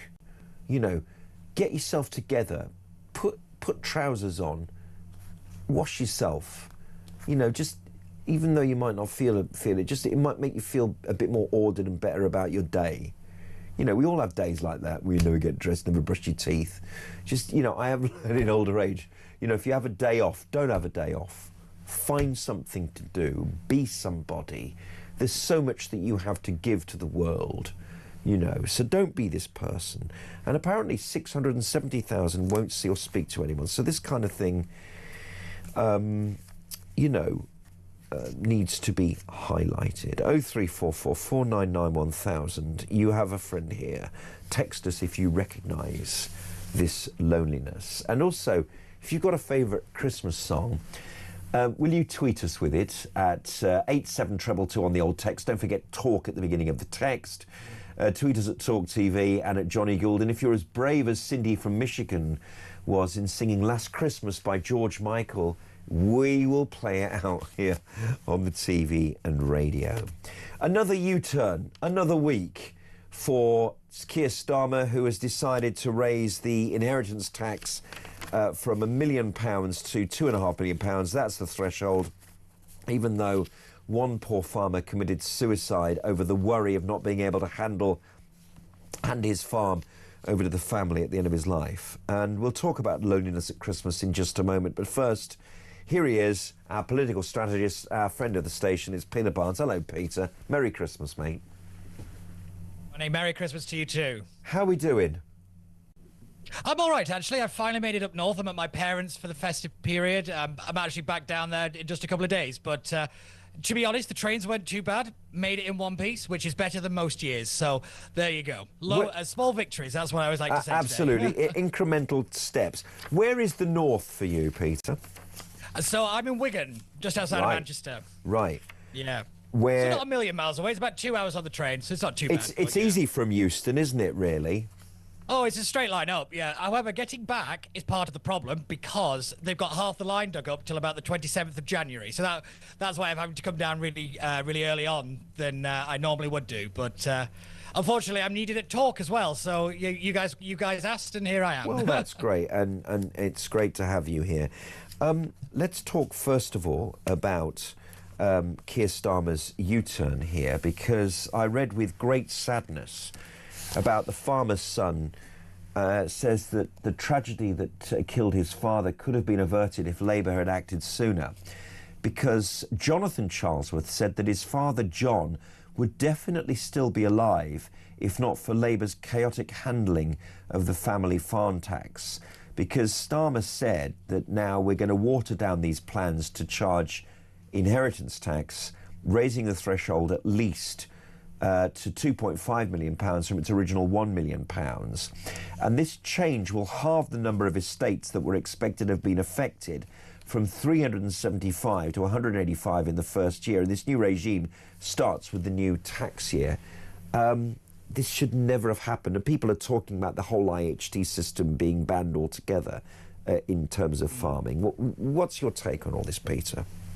Well, I think it was said that it was a welcome Christmas present, but unfortunately there's still going to be an empty place at that family's table, and that's the reality of it. Yeah. Unfortunately, Keir Starmer looked at spreadsheets and he didn't look at people. This seems to be the fundamental problem of this government, is they're doing it via spreadsheet. They're not listening to the people. They're not listening to the arguments of the morality of their politics. Because if we look at, say, the winter fuel allowance, that caused the exact same kind of crisis. Yet we then saw a U-turn when the politics became a disaster.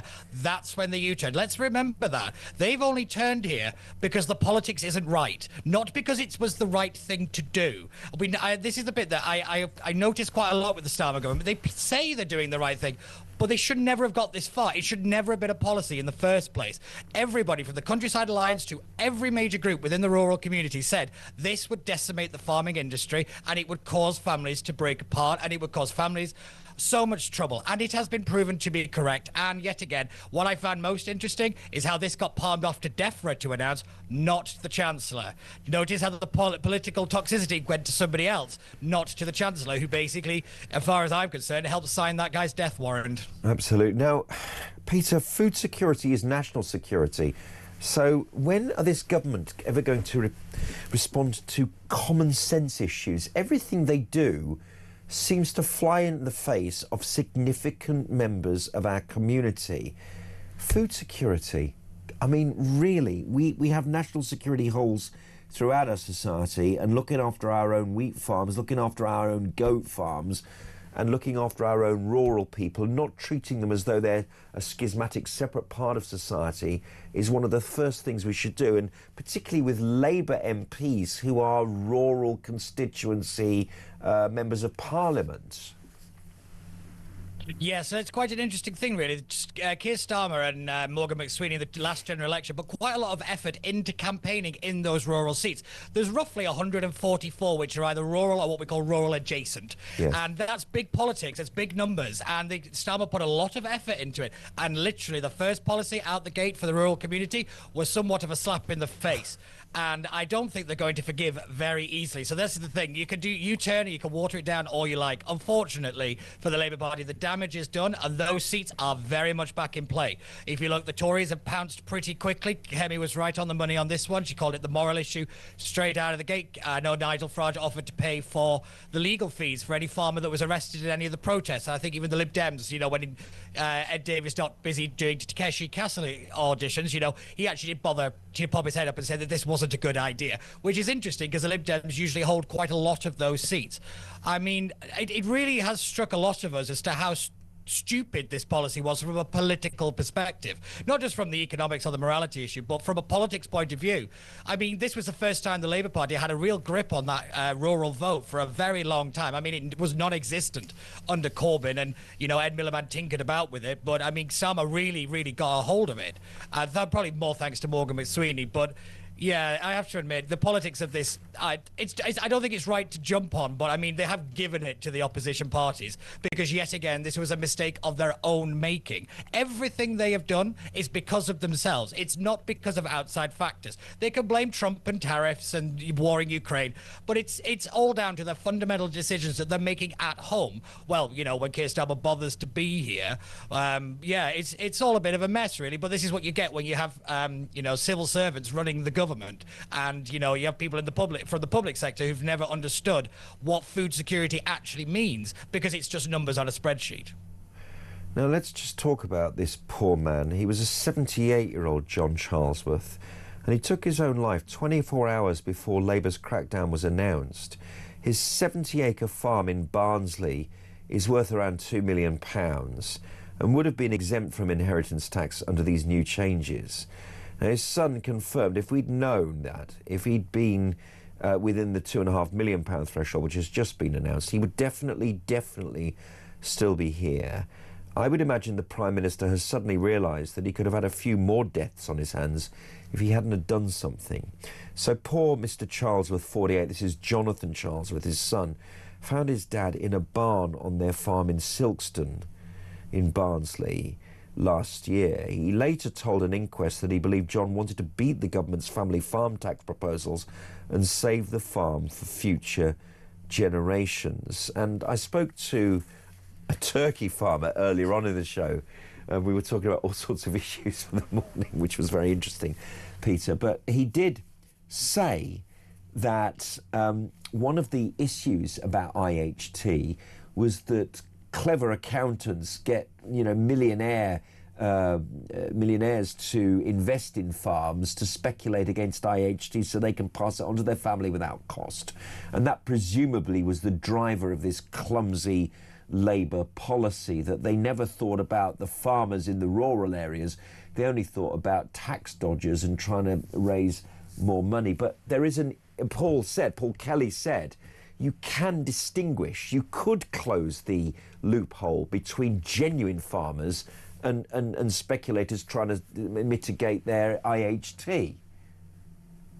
Oh, yeah, without a doubt. I mean, I sat in that very studio, Johnny, across from Kevin O'Sullivan, as he interviewed Jonathan about his father. Yeah. It was one of the most incredible interviews I've ever sat through. It was emotional beyond belief. But yet again, what it comes down to is the fact that the government didn't want to talk to anybody, didn't want to listen at the time.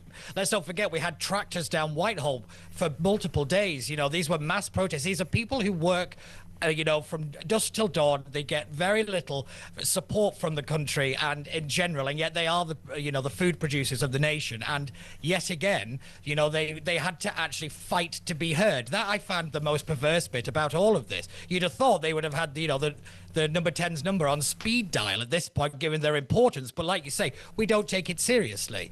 And this is the consequence. I look at the similar situation we have with energy security, and we've got Ed Miliband running around, ignoring the North Sea oil. Well, and, we've got so many great resources at our feet, literally, and we're not using them. And it's incredible to me that we have such a short-sighted government that they saw what you correctly identify as a quick tax dodge, pounce on, and they just didn't understand the complex nature of farming, because none of them had ever been to a farm. I think the DEFRA secretary at the time has never actually been to a farm, yet was telling people how farms work. I thought that was bizarre, but it's 2025, so we're through the looking glass. I've got to tell you something which is really interesting about my background, is that I was brought up in Birmingham, but Birmingham was only about 4 or 5 miles out of the city centre, semi-rural, when I was a young child. And believe it or not, on my road, which is now very, very urban as it is now, there was a farm.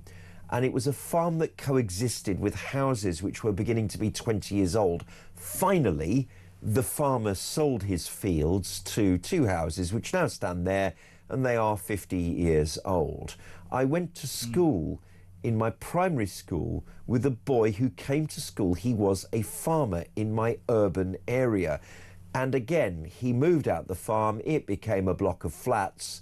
And, he went on to be a butcher in the city, and then obviously a driver when the butcher shut down, as life goes with the super. He's like a passenger of all the kind of globalization aches and pains of growing up in a second city.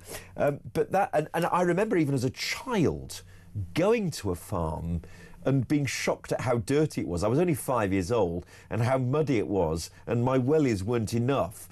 And how Claire put her hand inside a cow's mouth, and how I was shocked by that. But this sort of experience has lived with me, and so that I couldn't possibly be as insensitive if I was governing the country. And just you people, like, if you lead the country and, you've had a tertiary education, that is not the be-all and end-all of your life. You have to go and experience the north, east, south and west of our country as part of your daily life. Get some experience under your belt. I couldn't agree more. I mean, there's about 2 or 3 farms literally at the end of my road where I live here. So, really? I grew up. Yeah. So there's, it's kind of in the area. To be honest, the farming industry. But I have to admit, what I find quite interesting is the consistent metropolitan versus rural clash has always been at the kind of but we're not really at the background, but it always kind of lingered on in our politics for quite some time. The metropolitan elite that don't particularly want to know how the food is made, shall we say, and then the people who are actually doing it, telling people how it's made, and they're saying we need some help, and they're not being listened to. It's a very classic case of I know more than you do about the thing that you do, and yeah, it's ridiculous that this is the situation that we've got ourselves in, but it's because we don't talk to each other. It's because we have a DEFRA department that doesn't understand farming. It's because we have a chancellor that lies openly, and have a prime minister that doesn't even bother to stay in the country for most of the year. Yeah. At what point did we think any of this was going to go well?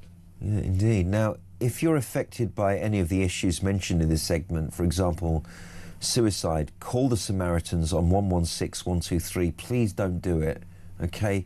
However low or down you are, the sun rises the next day and you'll feel better. Please don't do it. So call the Samaritans. We always say that when we talk about these issues. That is Peter Barnes. Peter will be back with us after this short break. Don't forget to join in with me and Peter by calling now 0344 499 1000. Short break. We'll be back in a sec.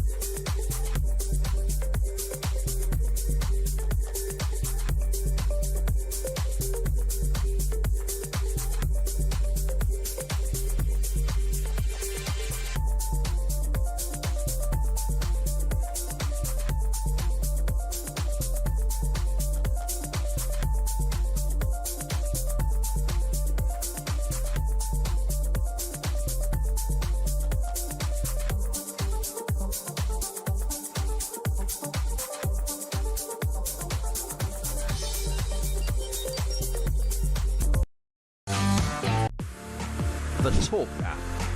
You can watch, catch up and listen to all your favourite shows and podcasts anytime, anywhere, all on the Talk app. Watching and listening to Talk just got easier. There's now only one place for the home of common sense.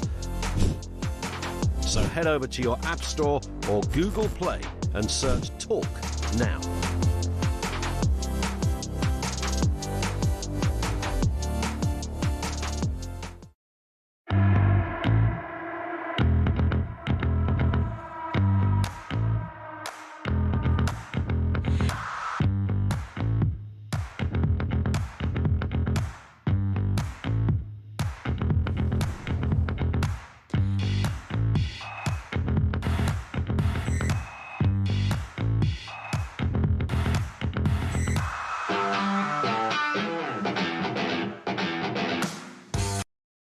Across the UK, on DAB+,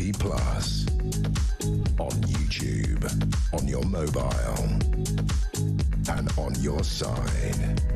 This is Talk. And welcome along. This is Johnny here in the chair, only for about another 40 minutes or so. I've got Christmas Day off, as I think a number of us have. And then I'm back for a couple of days of the breakfast show. I am very excited to be hosting the breakfast show here at Talk. It's the first time that I've had that honour and that privilege. So join me for 4 hours of Boxing Day and 27th breakfast shows. Fantastic. Cannot wait to join you at the early time of the day. And I do that across the different outputs that we're doing because loneliness is a big part of presenting on this radio station, on this TV station, because I am well aware that many of you treat us as friends, that maybe you don't have the support network that you once had earlier in your lives, and that we can be your friend, that we can talk to you, and that you can always reach us. We're not just an abstract figure, you know, through your telly box or indeed, you know, your radio, that you can physically text us. We'll read out your texts, or like Cindy, you can, I don't know, sing down the phone, and we'll even accept it. Because loneliness is a big part of Christmas as well, because the 25th of December is not like the 25th of November, is not like the 25th of October, is not like the 25th of September. You're completely out of your comfort zone. You're completely out of your routine. And loneliness is such a big problem. It can be a killer. So please look after yourselves, and please know that we're here for you, me and Peter Barnes. Peter, loneliness. Let's talk about loneliness now. Because Age UK have come out with this report and statistics that a lot of people just eat their Christmas dinner on their own. 1 in 2 say they don't feel the joy they once felt at Christmas time. This is older people. That's 6.3 million people. 1 in 3, 4 million, won't be putting up a Christmas tree, and 1 million are more isolated at Christmas than at any other time of the year. And apropos this conversation yesterday, and unprompted, the great Georgina in London phoned me and said this. Not a young woman anymore, and my children are all grown up, and I do tend to find myself on my own quite a lot. Yes. And Talk and all of the presenters there have given me a new passion for politics that I hadn't been able to share with anyone. And you've really given me a purpose. And I just wanted to say to you and to all the other presenters, to Kevin, to Petri, to Julia, to Ian, to Peter, to everyone, and everyone who answers the phone, a huge, huge thank you. I can't tell you what you've done for me. It's given me a new lease of life and a new passion for politics that I didn't think that I'd ever find again. And I really wanted to express my heartfelt and sincere thanks. I'm so excited to hear that, because I can really relate to this, Georgina, because my mum is that person as well, and she has Talk on. She's a bit biased because her 2 kids are on it. Oh, bless her. You know what? But I can understand that.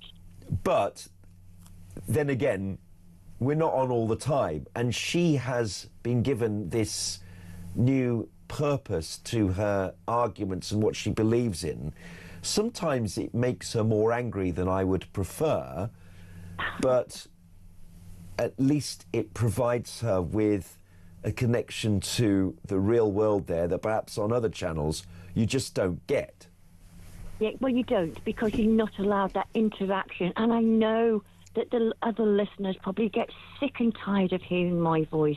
But every time I ring in because I'm passionate about what I'm saying. And it really helps me. I mean, before talk, I used to watch PMQs and I used to watch the media news, not mainstream media, on social media. And I used to get so frustrated because I felt like I had things to say, but there was no outlet, Johnny.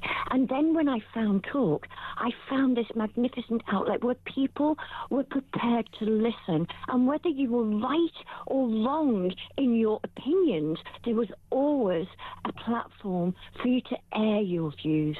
And that's something I think you can't buy that, Johnny. No. And honestly, I can't say thank you enough, my darling. Thank you to all of you. Georgina, that is really nice. Georgina, thank you so much. Merry Christmas and a Happy New Year. Isn't that great? That was Georgina, really encompassing... That's amazing. Yeah. So much of what we think we're there for. And Talk sometimes, Peter, is sort of treated like all the other stations who maybe have a similar cut to their jib. But we're really quite profoundly different. We don't talk at people. We haven't got token lefties on. We are very consistent in our common sense. And we have friends like Georgina. She phoned in today again and talked with great passion. She's a natural broadcaster because she hit the nail on the head when she said, I only phone in when I've got really something passionate to say. And that's the secret of great communication, isn't it, Peter? That you've got to really believe in what you say to get it out properly. Oh, I always say that if there were 640 Georginas in Parliament, we'd be in a lot better state than we are right now. And it was very nice of her to mention me in that, because I've listened to Georgina a lot over the last couple of years, I have to admit. And if she ever needs a job, I know enough people that would hire her as a speechwriter, put it that way. She's very good at being able to communicate. But you're right, Johnny, that loneliness is a very pervasive thing, and I think it's a great slogan for this campaign that's been launched. It's in plain sight. We see it and we know it and we understand it. Everybody does. And I would be very interested to see if we expanded these statistics out into, say, younger people or more, say, middle-aged people, not just those of an older generation, because I think we'd find that this is a much bigger problem than we even understand at the moment. I think as we live what we call atomized lives, in other words, everything is single-serving, all our news is personalized, all our TV experiences, all the cultural experiences we face are all individual now. They're not exactly nationwide. It's why people complain about the state of Christmas TV. It's because nobody watches it at the same time really anymore. That's right. So we don't have the same shared experience. It's why everything's breaking down, because we're not living the same life as everybody else like we used to. And it's because of social media. It's because we are more connected, we're more disconnected, and we get to live in our own little echo chambers and our own little bubbles, and it has a consequence for literally everybody, whether you've got a big bubble or a little bubble.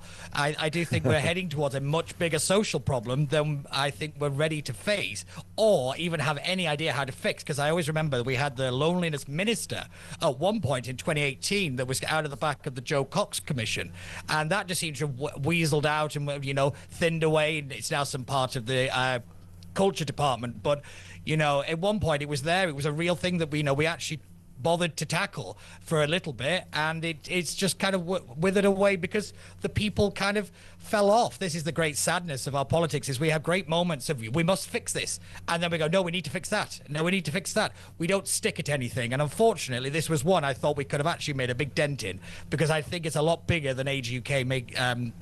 You know, the results here are very interesting, but I think this is a much bigger problem on a nationwide scale. I do worry when I go on a train and see absolutely everyone deep into their phone in concentration. They are clearly watching or imbibing their own personal content. And so therefore the water cooler moment that used to exist 30 years ago, oh, did you watch last night's Morecambe and Wise? Did you see the football last night? I mean, football is slightly more communal in that respect. but everyone is geared to their own echo chamber, and a lot of that stuff is rather harmful. Some of it you'd rather not watch. Some of it has been imposed upon you. Some of it is geared to the algorithm but with which you have trained. And so no wonder there are arguments between people, no wonder there is more division, because we are all exposed to very fundamentally different messages based upon the algorithm which we have trained now for maybe the last 15 years or so. Oh, without a shadow of a doubt, the greatest thing Starmer ever said was the island of strangers line, because that's what we actually are, not in terms of an immigration point, but in terms of an existence point. We aren't the United Kingdom anymore because we live such what we call atomized lives. And if you actually go back to the Fight Club novel, there's a great part of that where they talk about single-serving cups and single-serving milk and single-serving sugar. It's this idea that everything is designed for the individual. Margaret Thatcher once said there was no such thing as society. This isn't what she meant when she said that, I'm afraid.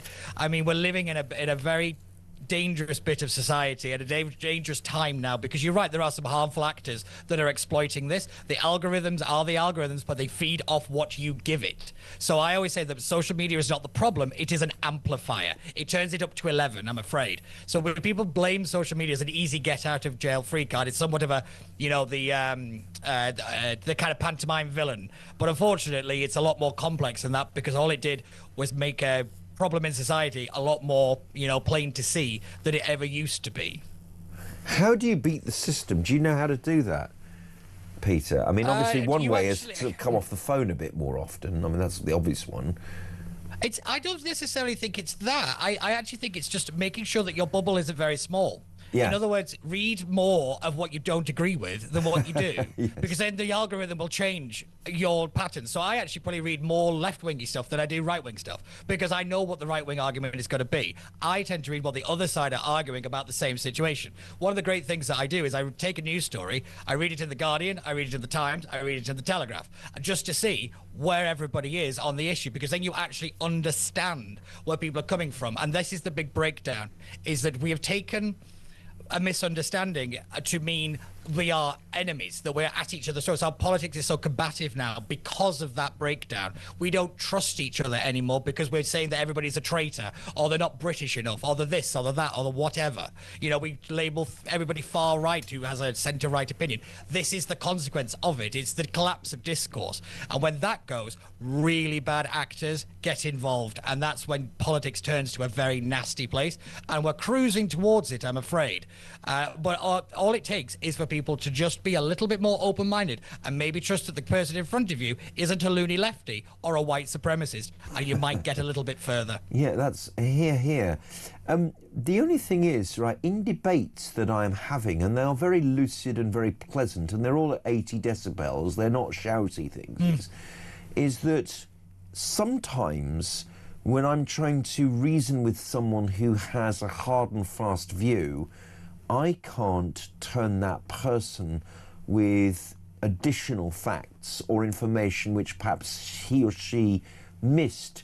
There are mindsets that have grown out of positions that might be secular, that might be Christian, that might be non-negotiable on those terms, and that they might not open their minds to other people who have a slightly different moral position. And therein lies a problem, even if we are calm in our discourse, Peter. That also troubles me. Oh, without a shadow of a doubt. I mean, I spend most of my time arguing with people, but I think it's understanding where you could go with an argument and knowing when to stop. That is the big skill. Knowing that when you can't convince somebody, that's fine. It's okay for somebody to have what you believe is a wrong opinion. I think that's a really important skill that we have forgotten, and I think social media kind of teases us to kind of go further, to go the more extreme. That's why everybody's been literally Hitler since 2015. You know, we've pushed it so far to the extremes that it's become absurd. And then once, you know, it's Godwin's law, once the Nazis get brought up, that's the end of the debate, and that's usually where you back away. People don't. Because of the algorithm, you're consistently, or what they said now, what, you know, you're consistently looking at your phone or your iPad or your desktop. You want to know what somebody said. It's what makes cyberbullying more dangerous and more kind of horrific is because it doesn't turn off. That's why cyberbullying is actually worse, I always think, than, you know, like traditional bullying, for want of a much better phrase. You know, that kind of, it's happening whether you're there or not. And I think that's what makes it even worse. But when it comes to kind of the debate side of things, I think it's knowing when to stop and knowing that you need to stop as much as you want the other person to. I think that's the big trick. If you know how to do that, do let me know. Well, yes, I'm going to have to take your advice on that, Peter.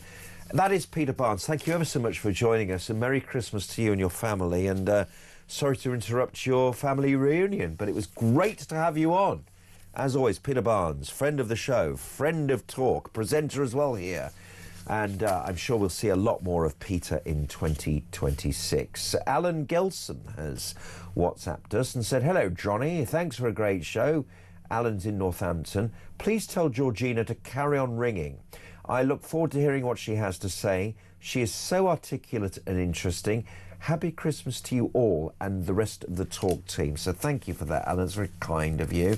Shimmy says, and quite rightly so, Georgina should be a presenter. I think John Nettleton, who tweeted me earlier, said that she should be a presenter's friend.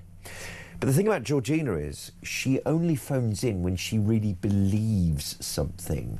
So I think she'd be honest enough to say something like, "Well, I don't really know about that. Move on to the next subject." Because that's who Georgina is. She won't spout about things that she won't necessarily believe in or talk about. Unlike me, of course, which is why I'm here. Right. Andy Lound is going to be there. Space expert, future technologist, expert on hydrogen, an all-round genius, an all-round out-of-the-box thinker, and a brummie. And he's coming up after the break to talk all sorts of interesting sciencey stuff, really fascinating stuff. Always Andy takes us down avenues that you'd never really thought about. Andy Lound's on the show shortly, so stay tuned.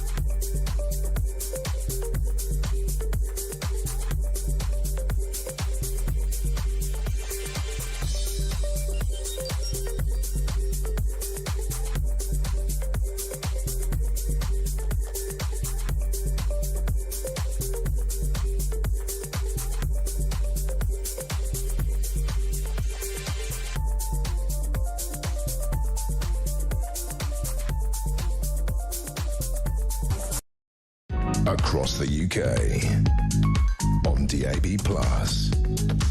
on YouTube, on your mobile, and on your side. This is Talk. To Luke and Yana and to Adam and who's that there? I can't see the back of your head. It's Chris. Hello, Chris. Oh, it's Chris. Hello. Sorry, mate. And Sophia's out there as well doing some video stuff as well. Thank you to a brilliant team. You've made the show hum. You've made the show tickle. It's been brilliant. And it's Christmas in about, what, few hours. So enjoy yourselves. Now, Mary Nemeth from Portugal has sent us this voice note on WhatsApp in response to Georgina. Fire away, Mary. Oh, hi, Talk. I just heard Georgina's beautiful message, that lovely discussion that she was having right now. And I just wanted you to tell her, or play this if you could on the air. This is Mary here, and I live in Portugal, and I'm an accountant, and I work alone all day long looking after English companies. And without Talk, I would feel like excluded from the UK. And as Georgina said, it's just incredible what you've done for all of us. We feel, every morning I put you guys on. I'm cooking Christmas lunch now for 13 people tomorrow, and there you are, my friends in the kitchen. And I just think without you, we would all be sort of a little bit disjointed. So Georgina, nobody's bored of your voice. We love it when you're phoning in. We just can't wait to hear what you have to say, because everything you say is so eloquent and usually correct. I mean, actually, not even usually, always correct. So thank you. Merry Christmas to everybody at Talk, the entire team. Absolutely love you guys and can't wait to, share 2026 with you. So here's to you all. Bye now. Isn't that lovely, Mary? Thank you very much for that lovely voice message. It is nice to know that it really has an impact on people. And Mary, I just made a mental note of you being in Portugal. It's the same time zone. So, it's 6:40 where you are. So I hope you've given up your accountancy business for a few seconds now. I mean, you can't be working on Christmas Eve. You haven't got anything to file in Portugal, have you now? I wonder what part of Portugal you're in. Maybe by the sea. You mean, you wouldn't, if you'd gone to live in Portugal and you're from Britain, you wouldn't live inland, would you? And it'd be interesting to know where you're from. So, Mary, thank you very much. Because, it is one of those very intensive things being an accountant, isn't it? Looking after British companies there in Portugal. It's been a great place for British people to settle in Portugal. They had for many, many years very clement ways of taxation that, they encouraged British expats to go and live in Portugal because you could live tax-free for a bit and pay your tax later, particularly people who had a lot of money and in their 50s. There's beautiful seaside towns like Cascais, which is like the Nissan that you've got, except with a sh on the end. It's a really, really nice town. It's not far from Lisbon. It's got a beautiful beach, and I'd love to live there, but it's far too complicated for me to contemplate doing such a lovely thing like that. 0344 499 1000. He is the co-author of The History of Hydrogen. It was a fantastic book. Andy gave it me. He signed it, and I read it on holiday, and it was fascinating. And it's Andrew Lound who joins us now on the show to talk about whatever you want to talk about. Merry Christmas, Andrew. Merry Christmas, Johnny, and your team. Looking forward to a good new year, aren't we? We're doing. Andrew's a Villa fan as well, so which is great. We're at Chelsea. Yeah, we're going to win the league, aren't we, Andrew? Got a good chance. It's a bit of a shocker to see that with that far high. I think I had a few nosebleeds in Birmingham with that high. Well, it's very nice to experience. Now, tell us about the Santa Tracker. We're currently, and by the way, for those of you who still believe in Father Christmas, believe away, because this is Andrew's piece of tech that he's now going to explain to us. Yeah, we have. All the astronomers and physicists around the world work with NORAD, which is the air defense system in the United States. And they track Santa as he's moving with his sleigh across the world. And this is to make sure he doesn't get in the way of civil or military airlines, to make sure he has a safe passage through. Right. And currently he's heading for Zanzibar. He'll be there in about a minute and a half or so. And he's delivered 2.75 billion presents at the moment. Oh, my goodness. So he's really heading quite well. He's had good weather, actually. He's been flying quite well. So it's going extremely well. Big notice for people out in Britain, of course, looking at the time now. Coming to, 7:15. The National Elf Service, the elves, are now moving out Britain. And their job is to go around checking people's houses to make sure children are tucked up in bed and asleep. And so children will starting to go there. I've actually get a lot of data coming back from Santa. We have one of the magic books. This is one of the naughty or nice books. So we're checking in it at the moment to make sure people are going in there. Right. Quick message out there for Jake and Max. You're in the good book, so you'll be ready for your. What a relief! So get ready for going to bed. Come on, Jake. Come on, Max. Pick your game up. Yeah, are they yours? Andrew, Jake and Max? Two people I know. Two people I know, and parents I know are very keen to get them into bed to make sure they're there. And I think they were a bit worried that they weren't going to be in the good book. But we've been working with Santa, and he's definitely going into the good book. Andrew, about this time 50 years ago, there was a continuity announcer called Kevin Morrison on ATV, which we grew up watching. I know Kevin. And Kevin used to go on air at 7 o'clock, and it was just a dream job. He used to sit there with a brown background and say, oh, coming up, it's Dave Allen's England, Their England, and then World in Action, and then the news at 10 with Alistair Burnett. But now, kids, it's time for you to go to bed. Yeah. And I wish that Kevin's was still doing that job, because my kids, who are 10 and 9, they should be going to bed about 8:30, 9 o'clock. I can't get them to sleep before, like, 11. They're out of control. Yeah, it's very strange, isn't it? Although strange. As a kid, I was a bit strange because I was born at 10 past 10 at night anyway, so my body clock, I think, set itself in a peculiar way. So I've always been a night person. So it was always a struggle for me to get to bed. That's why I do astronomy, obviously, because I was naturally attuned to the night. But yeah, I thought Kevin Morrison was brilliant when he used to. You remember Kevin as well? Yes, I do. And remember Pete Tomlinson? Peter Tomlinson used to be brilliant on the station. He used to have a teddy bear next to him for the horrors at Friday night horror films. What an eclectic, lovely channel it was. Peter, I think, became the managing director of my local radio station, Beacon Radio, where I was a sports editor when I was a kid. So all this is marvellous. For anyone who remembers this, it's very eclectic and lovely. And it was owned by the Grade family, wasn't it, ATV? Yes, the Grade family. Lou Grade was absolutely a magnificent character who used to go down to the studios every so often and keep his eye on it. And his argument always was with the TV station was, as long as you were in the black and not the red, even if it's by 1 penny, I'm happy because all the bills are paid. And it was, he didn't need to make hundreds of millions and then keep pushing it up. The idea was to keep it working. And I thought that was good. And he actually had a good family atmosphere at ATV, and it was a very good station to be. My parents worked there. Did they? My mother was a morning cleaner, and it didn't matter whether you were a morning cleaner or you were a senior executive. You were made part of the family to actually do the work. Yeah, she used to do Chris Tarrant's office. So there's many a story of Chris Tarrant's office. I bet. Do you know what? So one of the dream things was that one of my best friends at school was called Gregory, and his dad was called Keith Waller, who was a lighting expert and then a cameraman. And we went to the ATV Children's Christmas party. How charming was that? And I know it. he showed me the set of Crossroads, and it really did wobble. And there was a barge, wasn't there? But it wasn't a barge. It was like a plank with a picture of a barge behind it. And I even went to the reception of the Crossroads Motel. And because of this intimate memory of ATV, I went onto YouTube and found whole shows of ATV Today with, Derek Hobson. And Anne Diamond and Nick Owen. You'll know all these people, international, national fans of television. Yeah. And Gary Newbon. And they were cool, and they were all about 30, maybe 35.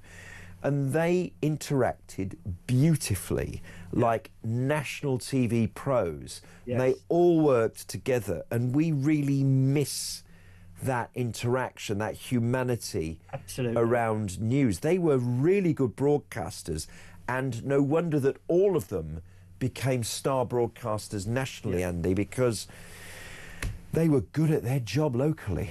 Yeah, what we had was, when it was regional television, it was genuinely regional television. Yeah.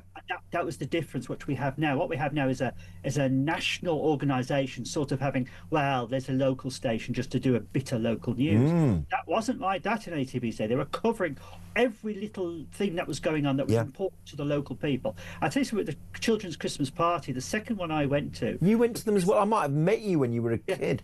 I got a football, and it was great. And as Dad picked me up and taken me out, who did we run into? Billy Wright, who was head of sports. Oh. So he autographed the ball. Can you believe it? I've got a Billy Wright story as well. Yeah? Right, he had a light Prince of Wales check jacket, a suit, a beautiful light summer suit. Right, and I'm there, and I'm aged about 6, and I'm with my mum, and this is not a dream.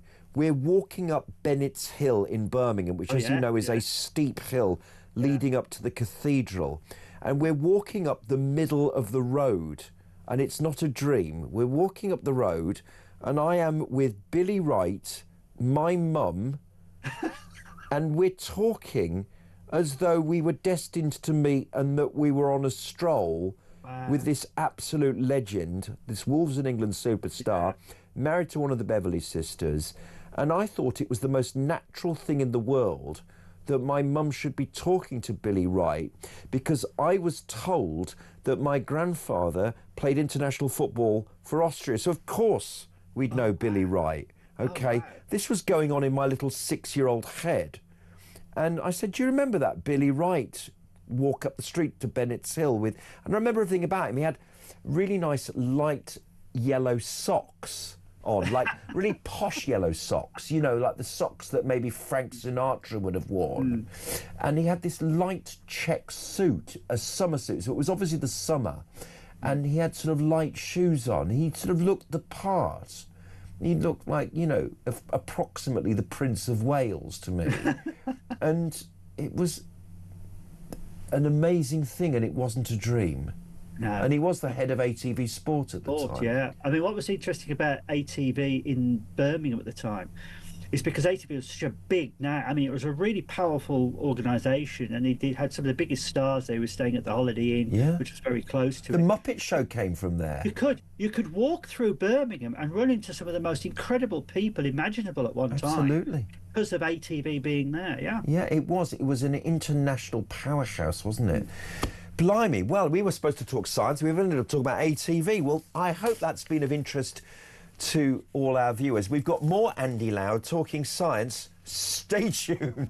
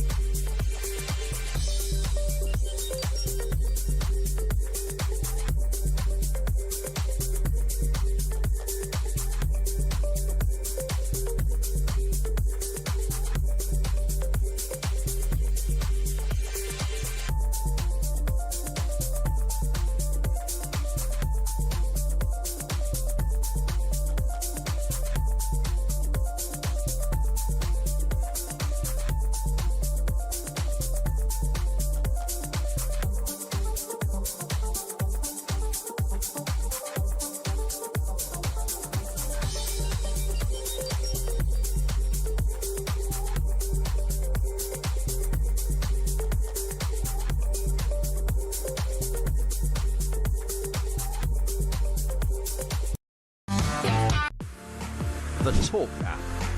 You can watch, catch up and listen to all your favourite shows and podcasts anytime, anywhere, all on the Talk app. Watching and listening to Talk just got easier. There's now only one place for the home of common sense. So head over to your App Store or Google Play and search Talk now.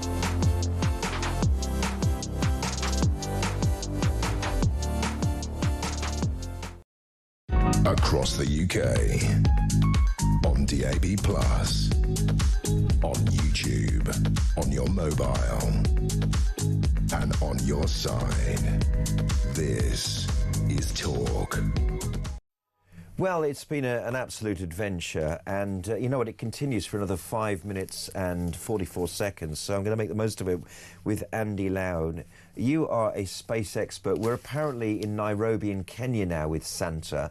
Yep. The last and most amazing thing, and thanks for coming on tonight, because you did warn me that you were coming, you were available, and I'm so happy that you're in on this show.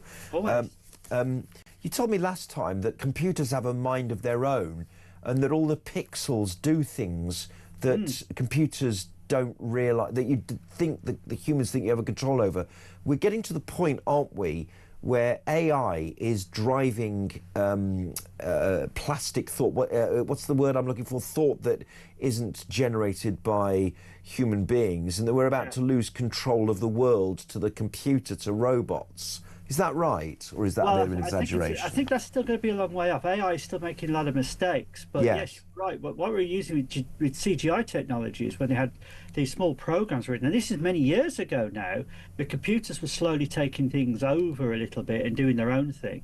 And as I said, many years ago, scientists had written a language for two computers to talk to each other so they could monitor it. And the first thing the two computers did was create a new language and start talking to themselves, and nobody understood what they were doing. Oh, so they wow. switched them off.